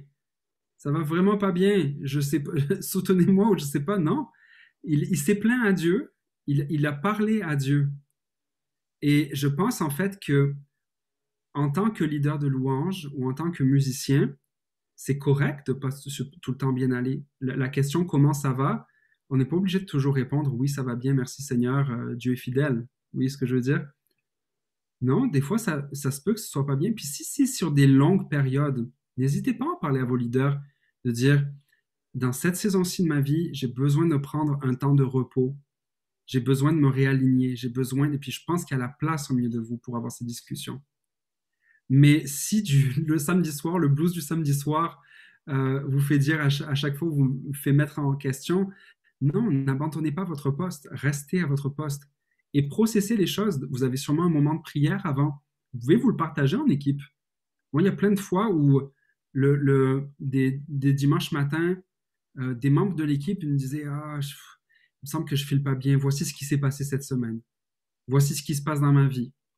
Puis je pense que c'est ça la beauté du corps, c'est qu'après, on est capable de se parler, mais après, quand on embarque sur la plateforme, on est là pour servir l'Église. On est là pour servir. C'est comme si on était musicien de mariage, je dis ça va pas super bien. Je pense que je ne vais pas jouer aujourd'hui. Non, l'attention, elle n'est pas sur toi. Elle est sur l'épouse et l'époux. Viens tel que tu es, c'est certain, et puis va dans la présence de Dieu, processe dans la présence de Dieu ce que tu ressens. Parle-en avec l'équipe avant. Mais ne te mets pas un masque non plus. Donc, je dirais qu'elle est là la tension de sois authentique, parle, sois redevable aussi, mais reste fidèle. Reste fidèle. Est-ce que ça répond à la question, Sabrine? J'ai l'impression que... Oui, merci.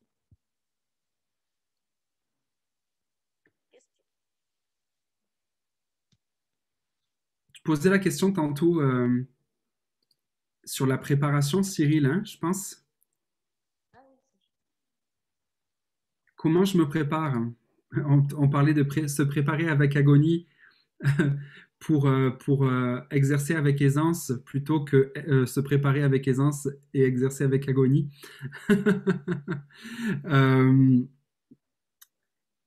La préparation, pour moi, elle est à deux niveaux, selon moi. Elle est de se préparer spirituellement. Ce que nous faisons n'est pas juste une tâche normale. C'est quelque part, on montre la voie, on est des facilitateurs dans cette relation-là. Donc, notre but, c'est de nous préparer spirituellement, mais aussi se préparer techniquement. Moi, ce que je fais, j'écoute beaucoup de fois les chansons. J'ai une grande facilité aussi à apprendre. Hein. Donc, peut-être pour certains, ça va sembler peu ce que je fais, mais moi, je les apprends comme ça. Je les écoute. Et les paroles aussi, je les apprends. La plupart du temps, je suis réputé quand même pour regarder beaucoup le prompteur. Mais les fois où je suis sur le prompteur, en fait, je ne suis pas assez concentré sur Dieu, en fait, j'ai l'impression. Donc, au plus j'apprends, au plus je vais être capable d'être à l'aise et puis de pouvoir faire ce travail-là, justement, ce ministère de servir l'Église. Donc, apprendre les paroles par cœur, apprendre vos partitions. Il n'y a rien de pire que de regarder toujours un lutrin devant vous. Vous dites comme ça, un lutrin? Je ne me souviens plus. Un pupitre, c'est ça, un lutrin? Il n'y a rien de pire, en fait, que de regarder tout le temps un lutrin. En fait, vous êtes libre de rien dans ces moments-là. Donc, apprendre par cœur les chansons, je pense que c'est bien. Pratiquer aussi, je pense. Est-ce que vous avez toujours des pratiques ensemble dans la semaine? Oui. Pratiquez. Pratiquez, allez-y, pratiquez fort. Et moi, ce que je dis souvent aux équipes, c'est ne pratiquez pas juste pour l'avoir correct. Pratiquez jusqu'à ce que vous ne puissiez plus vous tromper. Il y a une nuance, hein, parce que le facteur stress quand on embarque sur la plateforme, Si on l'a juste correct pour ne pas se tromper, en principe, on va toujours se tromper parce qu'on n'a pas assez mis l'effort. Donc, pratiquez jusqu'à ce que vous ne puissiez plus vous tromper. C'est ça que je dirais. On avait parlé aussi peut-être la dernière fois, je pense que vous avez quand même vos chants sur Planning Center ou alors un système de... Vous pouvez voir les chants, vous pouvez écouter les versions de référence. Tout ça, ça fait partie du processus pour bien se préparer. La préparation prévient la réparation. On pourrait le dire comme ça aussi. Et pendant les répétitions, vous avez des temps aussi de louange ou d'adoration ensemble? C'est moitié-moitié ou c'est que de la technique? Alors, si, je ne suis peut-être pas un bon exemple là-dedans dans le sens où on n'a pas de répétition en groupe. Ce que l'on fait en fait, c'est qu'on envoie des arrangements qui sont déjà établis aux musiciens. Si jamais on ne va pas suivre ces arrangements-là, dans ce cas-là, on fait une pratique dans la semaine, mais le 95%, voire 99% du temps, c'est parce que Montréal est très urbain, les gens sont très pris, et puis finalement, on se rend compte que de demander aux gens, en plus de venir le dimanche matin à 6 heures du matin pour tout installer, si on les fait venir encore le soir dans la semaine pour les faire pratiquer, ils vont péter une coche, comme on dit. Donc, on garde ça au minimum. Ce qu'on demande, par contre, c'est que les gens arrivent très près. Et donc, notre moment de répétition, en gros, comment ça se passe? On fait le soundcheck, on prie, bien sûr, mais on va plus faire un filage. Et puis après, juste avant de monter sur la plateforme, on va passer peut-être 5 à 15 minutes de prière ensemble. Voici comment on le vit parce qu'on n'a pas de moment dédié, puis tout va très vite le dimanche matin.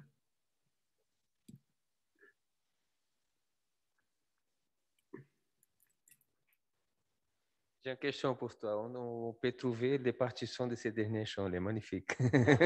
Ah, merci beaucoup. Merci Vraiment, Georges. vraiment, vraiment touchant, il nous apporte vraiment. Merci. Je vais aller sur lachapellemusique.com, lachapellemusique.com, musique avec QE à la fin.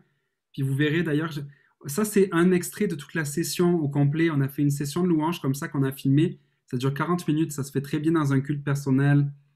Donc, toute la session est disponible sur YouTube et toutes les paroles et partitions sont disponibles sur lachapellemusique.com. Merci beaucoup.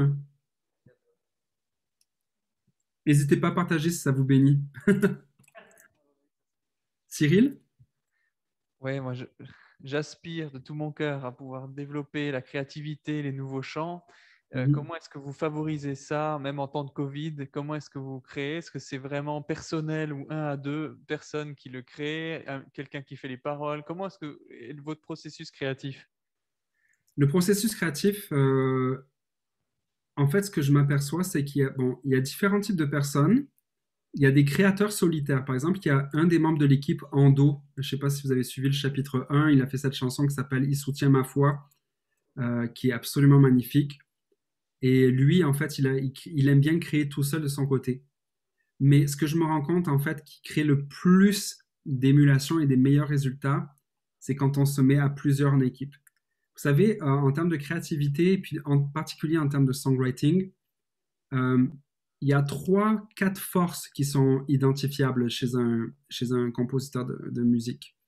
Celui qui est bon pour les mélodies, celui qui est bon pour les paroles, celui qui est bon pour les concepts aussi, parce qu'on connaît souvent les deux, mais les concepts aussi, c'est important. Et 4 aussi, peut-être même celui qui est bon en producing, qui est déjà capable de donner un univers à la chanson. Donc, nous, ce qu'on essaye de faire, c'est de se mettre par 3. Moi, ma grande force, par exemple, ça ne veut pas dire que je ne porte pas attention aux paroles, mais ma grande force, c'est les mélodies. Je suis capable, c'est la partie inspiration pour moi. Et vous savez, on dit souvent que la créativité, c'est 5% d'inspiration et 95% de transpiration. Pour moi, les mélodies, c'est le 5%. Je suis capable de pondre des mélodies comme ça. Par contre, les paroles, ça va me prendre souvent beaucoup plus de temps, peut-être 8 heures pour une chanson. Je connais par contre des gens que les paroles, ça flow comme ça. J'écris en ce moment avec des gens aux États-Unis et souvent, ce qu'on se dit au début d'une session de songwriting, c'est qu'est-ce que Dieu fait dans ta vie en ce moment? C'est quoi qui te parle? C'est quoi qui est sur ton cœur? Et je connais des personnes qui littéralement, là, je suis en train de raconter ce que Dieu fait dans ma vie ou ce qui est sur mon cœur. Et puis quand j'ai fini de parler, il a déjà quasiment toute la chanson qui est fignolée au niveau des paroles. C'est juste impressionnant, là. Mais c'est des gens qui font ça de leur vie tous les jours, là. C'est leur métier. Euh, donc, moi, ce que je dirais, en fait, ce qui est bien, c'est d'avoir autour de la table 2, 3 personnes qui ont justement des forces complémentaires. Si vous savez que vous êtes bon en mélodie, certains, mettez-vous avec quelqu'un qui est bon en texte. Et au moins ça. Peut-être une troisième personne qui va être bon aussi sur les concepts. Moi, je sais que, par exemple, la semaine dernière, j'étais invité dans un camp d'écriture, de songwriting pour des artistes qui sont de Hawaï. J'étais donc invité par Integrity Music pour aller écrire avec des gens de Hawaï. J'étais vraiment dégoûté que ce soit pas en présentiel, par contre. J'avais déjà acheté le maillot de bain à Fleury. Oui, c'est ça, j'avais la chemise à fleurs, tout le kit. Donc, j'étais invité pour aller avec eux. Puis, en fait, le responsable de tout ça, puis lui, il sait que moi, si j'écris un texte en anglais, ben, ça va sonner comme un texte qu'un enfant de maternelle aurait fait, là. Mon anglais est correct, mais pas pour être poétique. Mais il savait que ma force, c'était les mélodies, donc il m'a mis autour de la table pour les mélodies et le concept, justement, que j'allais apporter. Donc, ça, c'est... concept. Qu'est-ce que ça veut dire Concept, exactement? moi, en fait, c'est de réfléchir à la structure de la chanson. Par exemple, on a fait une chanson, par exemple, qui va sortir à Pâques, qui s'appelle La croix est plus haut. Rien n'est plus haut. C'est une chanson, en fait, qui, à Montréal, en fait, il n'y a aucun bâtiment, c'est un arrêté municipal, aucun bâtiment ne peut être plus haut que le Mont-Royal. C'est la montagne qui est au centre de Montréal. Et sur la croix du Mont-Royal, il s'avère qu'il y a une croix, sur le Mont-Royal, il y a une croix au sommet. Et donc ça m'a inspiré la chanson « Rien n'est plus haut que la croix ». Rien n'est plus haut que l'amour de Dieu pour nous, en fait. Et donc le concept, en fait, c'est qu'après, donc, le premier couplet, on a apporté sur une personne qui est dans la ville. Je suis dans la ville, je suis perdu, j'ai les yeux fixés sur mes pensées, sur mes problèmes, etc. Puis qu'est-ce qui se passe dans le pré-refrain? Je regarde à la croix, je vois la lumière, j'aperçois la croix et j'ai besoin de la croix. Et parce que la croix, c'est le plus haut. C'est mon point de repère. Le deuxième couplet, puis c'est là, en fait, le concept, il arrive, ben, c'est quoi que ça dit le deuxième couplet? Où c'est qu'on s'en va? Donc là, j'ai dit, ce serait le fun de parler, au contraire, d'y aller sur le contraire. Une personne qui est trop confiante. Vous savez, toutes les adeptes de développement personnel, deviens la meilleure version de toi-même, toutes ces choses-là. Puis finalement, tu te rends compte, au bout du compte, ben, que si tu pouvais vraiment être la meilleure version de toi-même, tu n'aurais pas eu besoin d'un sauveur. Et que Christ a porté le poids de notre perfection, justement. Et donc, que la croix, en fait, que même si on se croit bon, ben, en fait, on se rend compte qu'on se retrouve vite la face contre terre et qu'on n'est qu'une poussière et puis qu'on a besoin de la grâce de Dieu. Donc, en fait, c'est d'apporter les concepts. C'est ces concepts-là que j'ai apportés autour de la table et puis qui nous a aidés à bâtir des paroles. J'aime ça, composer conceptuellement de cette façon-là. Ou peut-être le storytelling, la méta-histoire, peut-être c'est ça qu'on pourrait le résumer. Donc voilà. Puis ce qui est bien avec puisque vous posez la question, avec le songwriting à plusieurs, c'est qu'on a un public immédiat. Moi, souvent, en fait, je suis très indécis quand je fais une chanson. Je sais jamais vraiment si c'est bon. J'attends toujours fiévreusement que mon épouse rentre le soir de travailler pour lui dire « Hey, écoute !» Et puis là, qu'elle me donne son premier feedback. Mais ce qui est bien, en fait, dans une session de composition, c'est qu'on a un public immédiat. Donc, si on propose une idée et que la personne ne semble pas en jouer, ou au contraire même est comme je suis pas sûr, c'est pas qu'elle comprend pas ton génie, c'est peut-être que c'est pas très bon tout ce que tu as apporté. Donc c'est ça. Est-ce que ça répond à la question, Cyril? Super. Est-ce qu'il y avait d'autres questions? Allez-y. Hein. S'il y en a qui veulent partir, vous pouvez le faire librement, c'est pas moi qui vais vous retenir. Je peux pas. Encore une question. Vas-y. Quand tu fais tes chants, tu es plus à l'aise en anglais ou en français? Parce que moi, j'ai composé des chansons, mais c'est tout en portugais. J'arrive jamais à écrire en français. J'aimerais pouvoir faire ça. Parce que j'ai quelques chansons que j'ai écrites, j'ai composé tout mélodie et paroles. Mais en français, j'arrive pas. OK. D'habitude, c'est en anglais, en français ou les deux? Pour toi, comme je disais tantôt, mon anglais poétique est très de base, pour pas dire rudimentaire. Et donc, j'écris toujours avec des personnes. Mais par exemple, ce que j'ai fait récemment, c'est que j'ai eu un exercice où justement, j'étais avec des anglophones et puis l'objectif, c'était d'écrire à la fois en anglais et en français simultanément. Et peut-être c'est une chose qui pourrait se faire. Tu pourrais très bien. Moi, ce que je te conseille, c'est que tu peux essayer d'écrire en français. Mais si ça ne te vient pas facilement, pourquoi te concentrer là-dessus? Entoure-toi d'une personne qui parle un bon français et surtout qui écrit bien en français, parce que tu parles très bien français, mais quelqu'un qui écrit bien en français, qui a le sens de la poésie française, et toi, pour voir la mélodie, les concepts, etc., de dire comment tu l'exprimerais en portugais, mais qu'elle, après, tout de suite, après, le dise dans du français, je pense que ça pourrait être vraiment bien. Bon, t'as déjà fait un CD quand même. Ah bon, quand même? Quand même, Wow. mais en portugais. Portugais. Obrigado. Bien. Pas de questions. Si, moi j'ai encore une question. Vas-y. Moi, j'arrêterai pas. Hein, tu sais, Vas-y, plus on peut vas-y. te garder, mais moi je suis content. Plus je suis content. Donc, dans la thématique un peu actuelle, quand tu es quand même en contact avec pas mal de monde dans les églises, c'est quoi le son de la louange actuelle? Qu'est-ce qu'il faut, qu'est-ce que tu as l'impression de percevoir un peu dans les thématiques, dans ce qui vient maintenant? Comment est-ce que tu sentirais la thématique de louange actuelle? Moi, ce que je sens dans le milieu actuel en ce moment, c'est qu'on a comme remis un petit peu en question tout ce qui était de la méga-église. La méga-église avec les gros projecteurs, avec les lumières, avec toutes ces choses-là. Je pense que forcément, en fait, nos gros rassemblements, en fait, en ont pris un coup avec la COVID. Et ça, je pense que les gens sont revenus à beaucoup plus de simplicité, beaucoup plus de spontanéité aussi. Et j'ai l'impression que la spontanéité, la simplicité de ne pas charger puis de mettre des couches de production par-dessus couches de production, des synthétiseurs par-dessus du synthétiseur par-dessus le synthétiseur, je pense que c'est important. Puis d'ailleurs, c'est une des démarches, c'est pour ça qu'on a fait chapitre 1, session acoustique, c'est parce qu'on sentait qu'il y avait quelque chose de plus profond peut-être à aller chercher dans le dépouillement plutôt que dans la surcharge. Donc j'ai l'impression que la tendance est au dépouillement. Et d'ailleurs, ça se voit très bien dans, je ne sais pas si vous connaissez Maverick City, ce qu'ils font Maverick City. Ça, selon moi, c'est ce qui attire beaucoup en ce moment les gens, le côté spontané, le côté aussi multiethnique.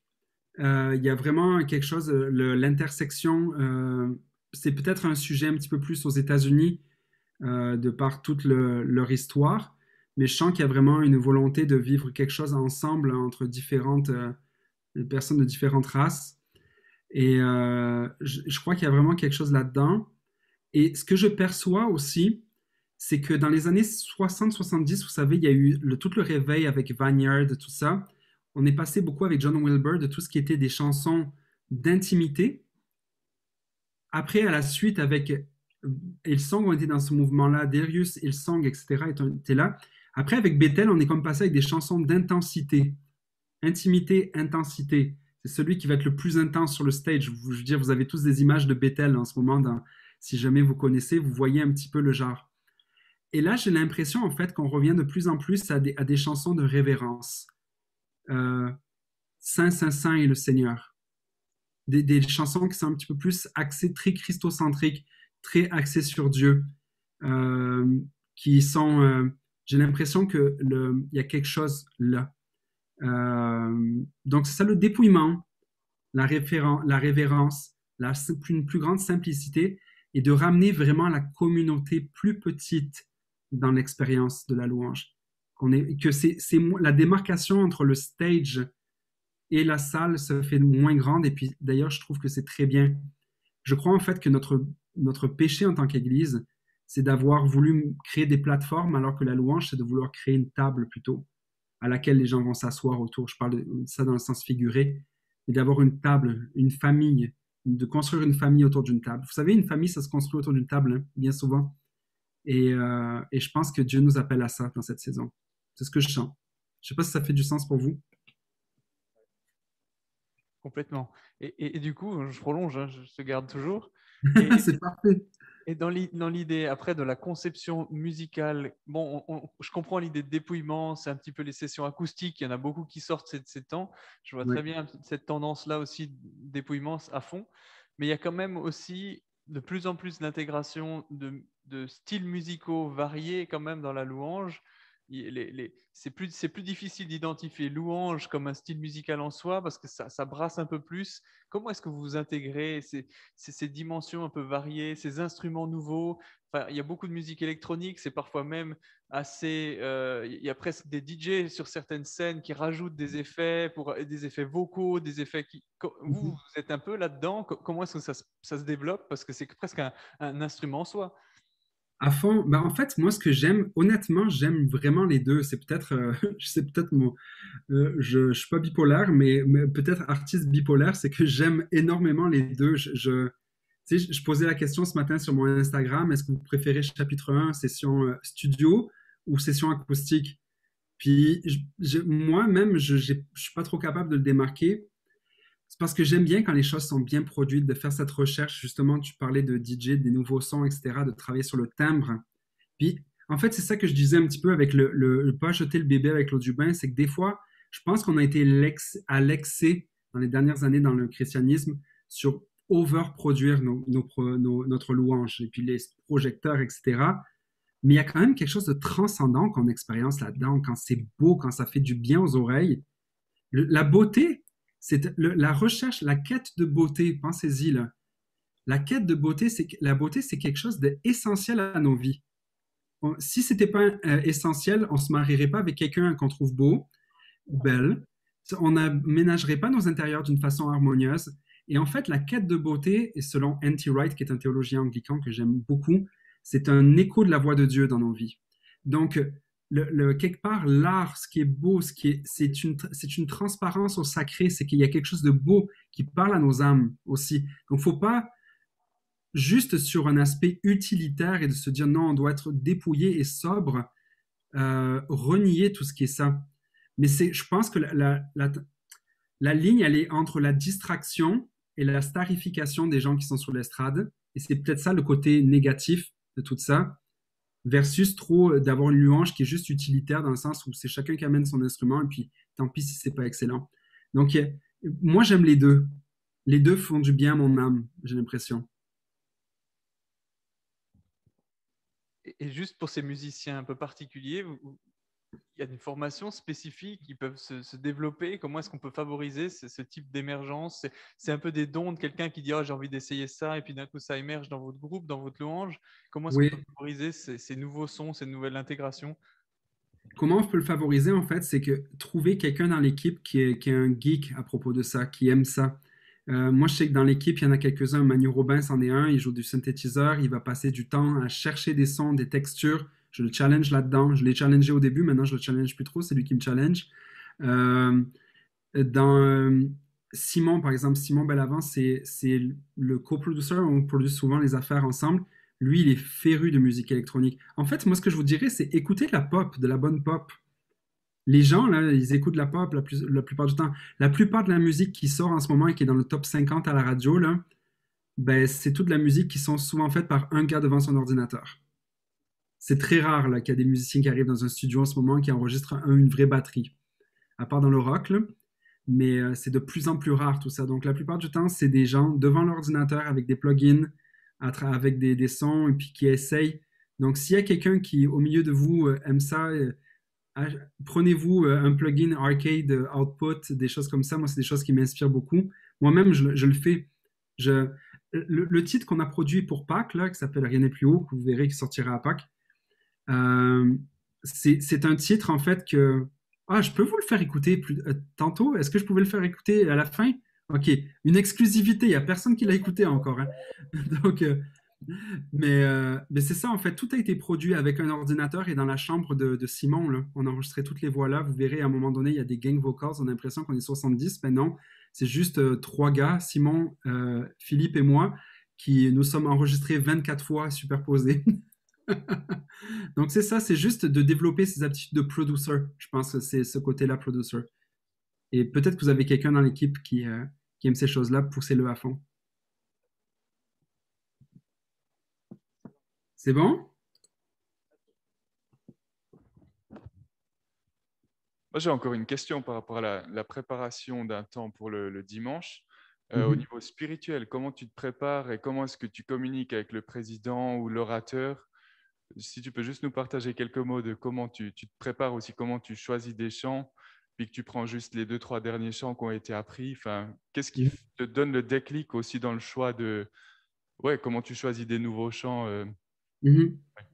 On a un travail collégial qui se passe, c'est que déjà, premièrement, on travaille beaucoup par série. Je ne sais pas si vous faites comme ça au CDV, mais nous, on est par thématique, par série. Par exemple, en ce moment, on vient de terminer une série qui était sur la foi.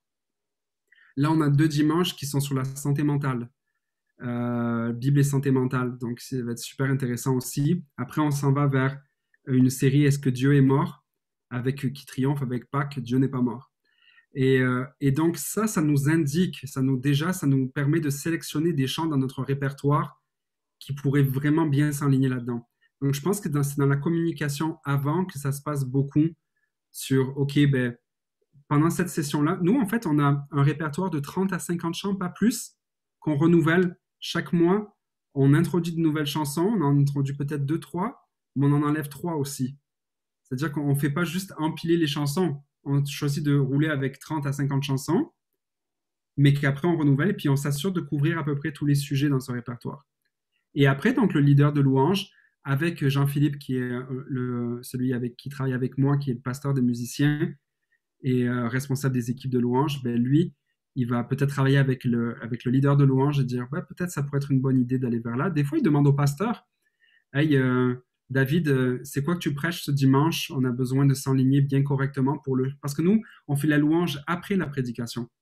Parce qu'on perçoit la louange comme une réponse à la manifestation de la gloire de Dieu à travers la proclamation de sa parole. Donc, on répond au message de la proclamation de la parole par la louange et l'adoration.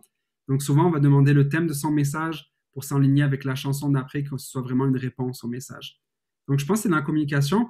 Et au-delà de ça, ben, la sensibilité du leader de louange qui prie, puis qui sent une certaine impulsion, d'une direction de l'esprit par rapport à ça, puis qu'il soumet aux autres.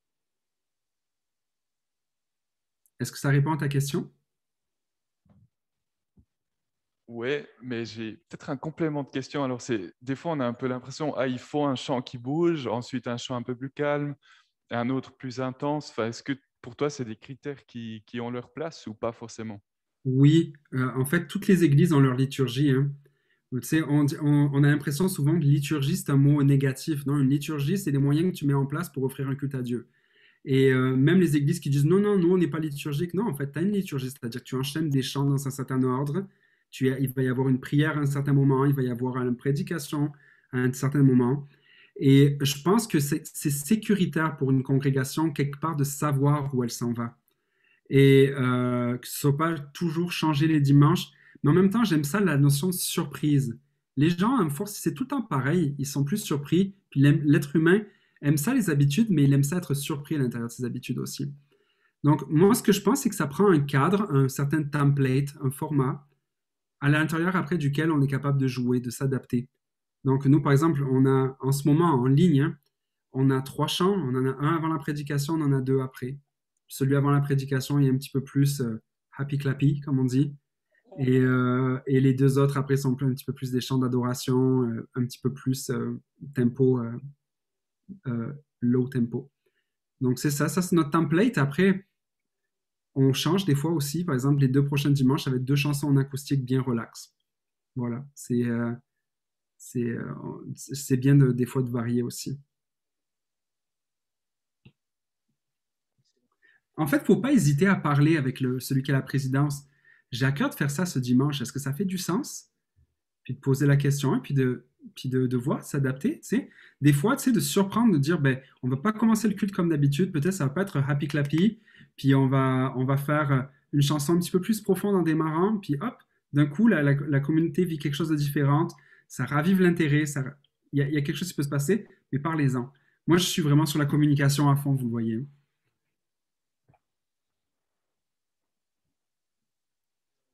Donc, c'est ça. Est-ce qu'il y avait d'autres questions, Cyril, Sabrine? Est-ce que... Non, c'est bon? Je crois que c'est pas mal. Merci Super. beaucoup. On veut juste écouter un petit peu le chant, hein, tu nous le mettras. Ok, alors je vous préviens, vous allez être surpris. Hein. Vous allez être surpris. Donc, ben, je vous laisse avec ça. Donc, je vous préviens, vous allez être surpris. Je l'ai peut-être pas dit assez, mais quand on parlait de nouveautés et de sons, etc., ben, on est pas mal là. 2 secondes, je vais juste le sélectionner. Rien n'est plus haut. 2 secondes. Je vais juste checker dans mes... Parce que je viens de recevoir le mastering LOL hier. Allez, c'est parti.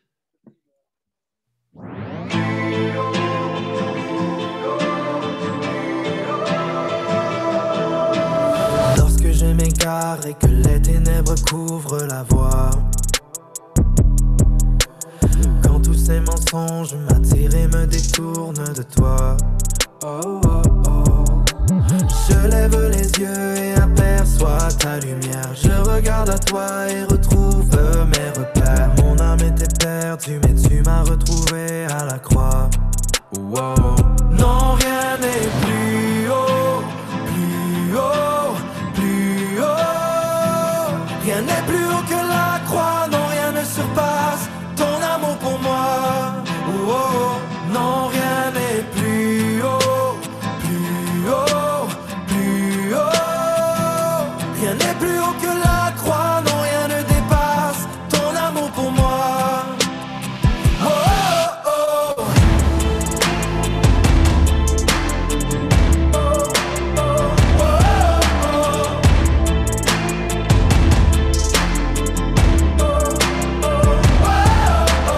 Lorsque j'ai l'illusion de pouvoir me sauver par moi-même,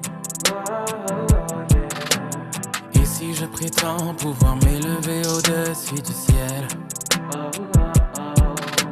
j'ouvre alors les yeux, ma vie n'est qu'une poussière. Face contre terre, je suis au bout de moi-même. J'ai besoin de toi, j'ai besoin de toi, besoin de la croix. Oh, oh. Non, rien n'est plus haut, plus haut, plus haut. Rien n'est plus haut que la croix. Non, rien ne surpasse ton amour pour moi. Oh, oh. Non, rien n'est plus haut, plus haut, plus haut. Rien n'est plus haut que la croix. Non, rien ne dépasse ton amour pour moi. Oh, oh, oh.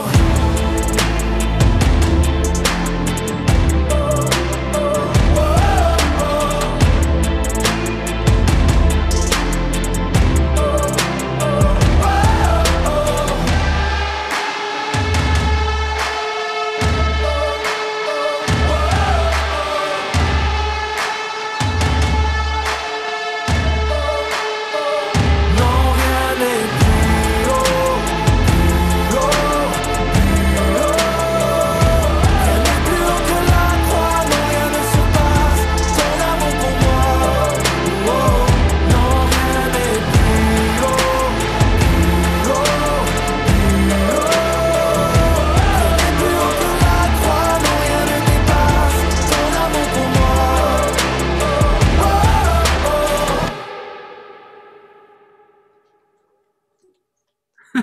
Merci. Je vous avais dit que ça allait surprendre. Énorme, trop bien. Enfin, Merci. on pourra danser. Enfin, ça vient dans la louange. Enfin, on y arrive. C'est un rêve depuis longtemps. Fait que c'est ça du trap avec du rock. J'appelle ça du troc. Mais après, du coup, la question arrive, c'est comment vous faites ça après en live? Je pense qu'on va juste faire une session acoustique après en live avec ça. C'est trop... Là, vraiment, on l'a bâti à fond pour le studio, pour l'expérience de la chanson, donner le caractère, chose qu'on n'aurait pas pu faire vraiment dans du live. Mais après, on va faire sûrement une version alternative qu'on peut chanter avec l'église. Là. Mais j'aime ça explorer, en fait, comme ça. Une bonne chanson, je dis pas que c'est une bonne chanson, là, mais une bonne chanson, normalement, elle est capable de vivre dans différents formats, différents arrangements. Donc, c'est ça. Ok, merci beaucoup, Sébastien. Quel Ben, privilège merci. de t'avoir eu avec nous. Ben, c'était vraiment un grand plaisir. Merci énormément. Merci. On est tellement honorés. Merci beaucoup, beaucoup d'avoir pris le temps avec nous. C'est tellement précieux. Et puis, si on arrive à renouveler peut-être l'expérience. Why not? Why not? Vous savez, Présentiel quand tu pourras venir. Oui. Ton Quand je pourrais... anniversaire en mai, là, mai-juin. Ouais, mais quand je pourrais revenir aussi avec la restriction de ne pas devoir faire un 14 jours de confinement, dont 3 jours à l'hôtel au retour. J'aurais à cœur, Sébastien, si tu es d'accord, qu'on prie tous pour toi. Merci. Et pour tes équipes, tes projets, ce que Dieu a mis sur ton cœur, que tes rêves deviennent réalité. Amen. Si on le fait tous ensemble, juste 1 minute à fond, que tu puisses aussi recevoir. Amen. Merci.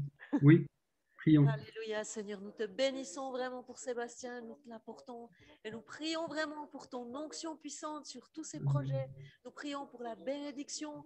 Nous prions pour la faveur, pour la multiplication. Nous prions vraiment que ta gloire descende et se manifeste au travers de lui et au travers de tout ce qu'il est en train de faire, que ses rêves deviennent des réalités.